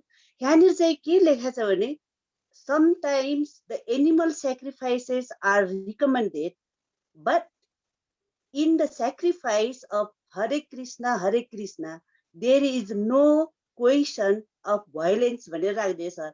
यसले चाहिँ मलाई सधैँ एउटा डाउटमा राखिदियो के भन्न खोजेको होला यहाँनिर म बुझेन। हुन नबुझेको धेरै छ तर पनि कन्टिन्यू पढेको चाहिँ धेरै भयो तर म चाहिँ धेरै भित्र चाहिँ गएको छैन। तर एउटा चाहिँ देखासिकी गरेर तिनीहरूको त्यो छ भने मेरो यो होला भनेर पढ्दै गएको बेला मलाई चाहिँ यहाँनिर अलिकति डाउट छ सर, यो भन्न खोजेको के होला? हजुर धन्यवाद, एकदमै राम्रो। पहिलो कुरो चाहिँ भागवत गीताले सुरुवातदेखि नै अन्त्यसम्म एउटा मान्छेको मस्तिष्कको उच्च चेतनाको विश्लेषण गर्छ र आजसम्म पृथ्वीमा पाइएका ग्रन्थमध्ये कहिले पनि सम्पादन गर्न कसैले नगरेको र त्यो एउटा मानव मस्तिष्कको उच्चतम उपलब्धिको रूपमा मानिन्छ भागवत गीतालाई। र वेदहरूको पनि वेद, पञ्चम वेद, अब सप्तम वेदको रूपमा पनि यसलाई विभिन्न ठाउँमा उल्लेख गरेको पाइन्छ भने यो चाहिँ मानवलाई जब सङ्कट पर्छ त्यो बेला सङ्कटको अवस्थामा एउटा गृहस्थीलाई दिएको ज्ञान हो र समग्रमा बुझिहाल्यो। अब यसमा यहाँले चाहिँ त्यो श्लोक नभएर यहाँले टीका पढ्नुभयो। टीका भनेको अनालाइसिस भयो र राइटर अनुसार उसले चाहिँ आफ्नो भ्यू राखेको हुन्छ, त्यसलाई भाषा टीका अनालाइसिस श्लोकको एउटा कुरा। अर्को कुरो चाहिँ तपाईँले विभिन्न सम्प्रदाय पछि फरक फरक तरिकाले विश्लेषण गरिएको छ त्यो श्लोकलाई। र कसैले त्यो एनिमल सेक्रिफाइस भन्नुभयो भनेदेखि अब त्यो एनिमल सेक्रिफाइसको कहिले पनि वकालत गर्दैन। तपाईँको बलि भनेकै तपाईँको तेन त्यक्तेन भुञ्जिथा कस्य स्वीदनम मागृद कस्य स्वीदनम भनेर चाहिँ भनिएको छ। र त्यस्तै भागवत गीताको तपाईँले पञ्चम अध्यायको 18औं श्लोक, चतुर्थ अध्यायको 13औं श्लोक हेर्नु हो भने पनि त्यसले प्रश्न पारिदिन्छ कि विद्या विनय सम्पन्ने ब्राह्मणे गवि हस्तिनी सुनि चैव सोपाके च पण्डिता समदर्शिन। जबकि गाई कुत्ता चाण्डाल स्त्री सबैको आत्मा एउटै हो भनेर वकालत गरेको छ, प्रत्येक आत्मा परमात्मा एकै हो भनेर। एनिमल सेक्रिफाइस त्यहाँ त हुनै सक्दैन। सायद त्यो चाहिँ टीकाकारको कुनै केही हुन सक्छ अथवा त्यहाँ चाहिँ कुनै प्याराग्राफको कुनै रहन सक्छ। र वास्तवमा कहीँ चाहिँ एनिमल भनेको हामी भित्रै पशुवृत्तिलाई, हामी भित्रै भएको पशुवृत्तिलाई नै हामीले चाहिँ बलि दिने, त्यसलाई निखार्दै जानुपर्छ। र पशु भनेकै जीव प्लस वासना इजकल टु पशु, जीव माइनस वासना इजकल टु पशुपति भनेर हामी पढ्दै आएका छौँ र त्यसको विश्लेषण हुँदै आएको छ। त्यो हिसाबले यो टीकाकारको त्यो सन्दर्भ भयो। तर त्यो श्लोककै त्यो भर्सेसकै मिनिङ चाहिँ त्यो लिटरल मिनिङ चाहिँ त्यो नभएर यसको चाहिँ हाम्रो आन्तरिक पाशविकतालाई चाहिँ हामीले सेक्रिफाइस गर्नुपर्छ। हामीभित्र रहेको काम, क्रोध, लोभ, मद मात्सर्यहरू छन्। हामीलाई लोभ लाग्छ, त्यो लोभ लाग्नु पनि एउटा बेहोसी हो। हामीलाई मोह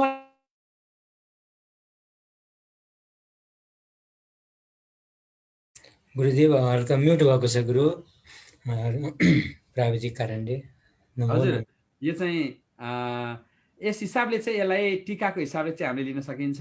र यहाँको अग्रभागमा रहेको हामीले जुन विद्या विनय सम्पन्ने ब्राह्मणे गवि हस्तिनी श्लोकले नै त्यसलाई चाहिँ पुष्टि गरिसक्छ भने अर्को चाहिँ भाषा टीकाकारहरूले फरक फरक ठाउँमा फरक ढङ्गले विश्लेषण गरिएको हुनसक्छ।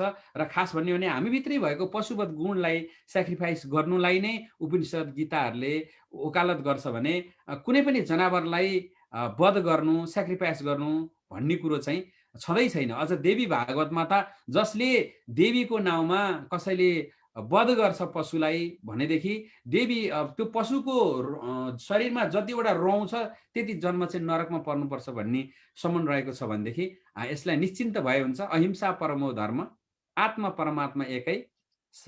र त्यो हिसाबले सर्वधर्मान परित्यज्यम मामेकम शरणम ब्रज भन्ने हिसाबले हामी जाउँ। जय होस्।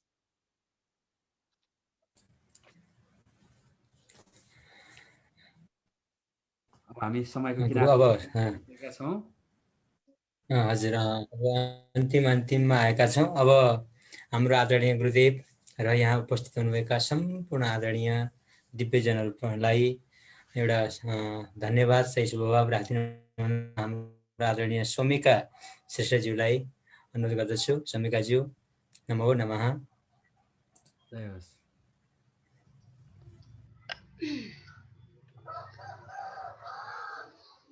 आदर्श व्यक्ति त्यही हो जो दोस्रो व्यक्तिको सुख शान्तिको लागि सदा सर्वदा आफ्नो आफूलाई तत्पर राखिराख्नुहुन्छ। यस्ता आदरणीय आदर्श व्यक्ति आदरणीय गुरु श्री आचार्य राजन शर्माज्यू लगायत सम्पूर्ण समादरणीय आजको जुम आइडीबाट 50 आइडीबाट उपस्थित हुनुभएका र फेसबुक लाइभ हेरिराख्नुभएका सम्पूर्ण आदरणीय महानुभावहरूमा म सोमिका श्रेष्ठको तर्फबाट हार्दिक अभिवादन, नमस्कार र ओम नमो नमः भन्दै आजको अब सुरुवातको अवस्थादेखि आज साँच्चै भन्ने हो भने लुकाछिपी खेलेको जस्तै लागिरहेको थियो। सुरुमै आउने बित्तिकै बत्ती गयो, फेरि पनि आए, डाटा खोले, अन गऱ्यो, फेरि आयो, फेरि गयो, फेरि आयो, 3 चोटि यस्तो भयो आज। सो आउने जाने क्रम भइरहेको थियो र सायद यो अन्तिममा धन्यवाद ज्ञापन गर्नको लागि नै होला सायद यो मलाई इलेक्ट्रिसिटीले पनि भर्खरै साथ दिएकै छ र गुरुको अगाडि धेरै बानी त के बोल्नु र धेरै गुरुले भन्नुहुन्छ हरपल हरक्षण सम्भव छ, अवश्य सकिन्छ। तसर्थ आउनुहोस्, हामीले कुनै पनि बेला तपाईँ त्यो बिहानको 4 बजे पनि उठिराख्नु भएको छ, देखिराखेकी छु मैले। त्यसै गरी बेलुकाको ध्यान साधना पनि बसिराख्नु भएको छ, त्यसै गरिकन यो सत्सङ्गमा पनि उपस्थित हुनुहुन्छ। मेबी हामी कुनै पनि प्रोग्राममा गुरुलाई पछ्याएर गइरहेकै हुन्छौँ। त्यसकारणले यसरी पछ्याएर गइराख्नुभएका सम्पूर्ण महानुभावहरूलाई सर्वप्रथम हाम्रो आदरणीय गुरुको तर्फबाट, हाम्रो इन्टायर टिमको तर्फबाट हार्दिक हार्दिक धन्यवाद ज्ञापन गर्दछु। र धन्यवाद ज्ञापन गर्दै मैले अब धेरै बोल्नु भन्दा पनि मलाई यो बिहान हाम्रो मानव सेवा आश्रमको यो मन्त्र पश्चात पढी नि त्योलाई चाहिँ अलिकति उच्चारण गर्न चाहे, अति नै प्रिय लाग्छ मलाई। त्यही भएर लास्टको त्यति मात्र मैले उच्चारण गर्दै पुनः सम्पूर्णलाई धन्यवाद दिँदै, सबैको मङ्गल होस्, सबैको कल्याण होस्, प्राणी मात्रको हित होस्, विश्वको जय होस्, विश्वको जय होस् भनेर यसरी विश्वलाई नै जयकार गराउनको लागि हाम्रो आदरणीय गुरु श्री राजन शर्माजी उत्प्रेरित भइराख्नु भएको छ, हामीलाई प्रेरणा दिइराख्नु भएको छ। यो प्रेरणामा सबैजना सामेल हुनुहोस् भन्ने हाम्रो आदरणीय गुरु लगायत हाम्रो इन्टायर टिमको यहाँहरूलाई अनुरोध गर्दै, अनुनय विनय गर्दै म सोमिका देवी मल्लिक श्रेष्ठ ओजेल हुन चाहन्छु। नमस्कार, धन्यवाद। धन्यवाद हजुरलाई।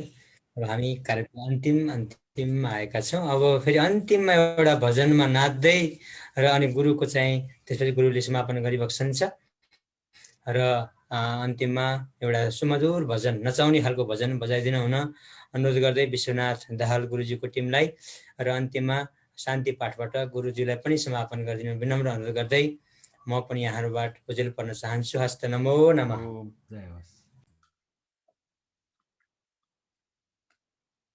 धन्यवाद।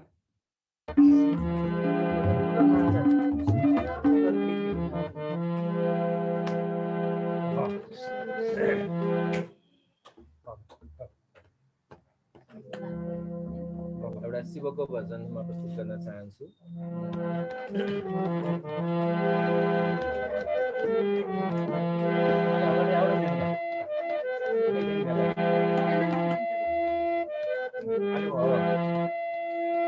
ओ रामा ओ रामा ओ रामा राम राम राम राम ओ रामा ओ रामा ओ रामा राम राम राम ओ रामा ओ रामा ओ रामा राम राम राम ओ रामा ओ रामा ओ रामा राम राम राम चल चल रे नाच मिलेंगे वहाँ सबको चल चल रे नाच मिलेंगे वहाँ सबको चल चल रे नाच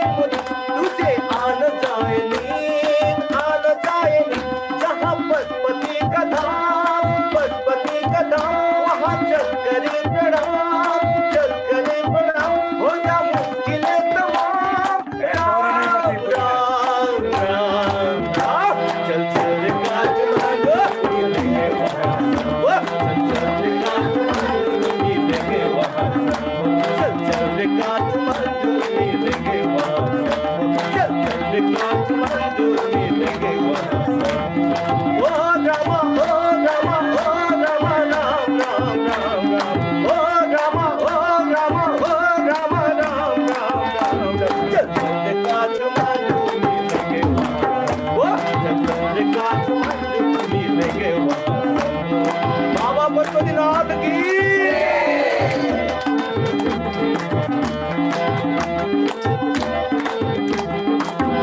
अरे कोई बेवफा अरे बन गई दगा अरे कोई बेवफा अरे बन गई दगा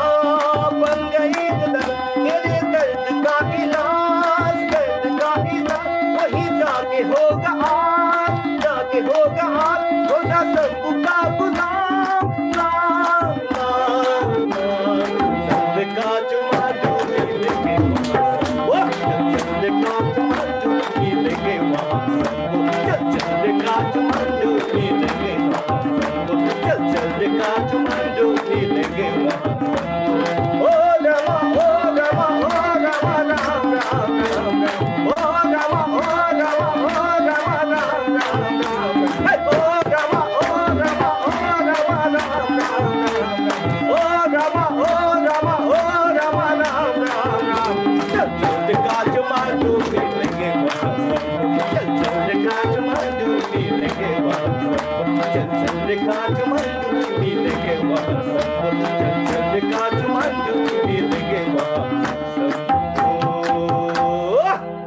बाबा पशुपतिनाथ की आदरणीय गुरुदेव की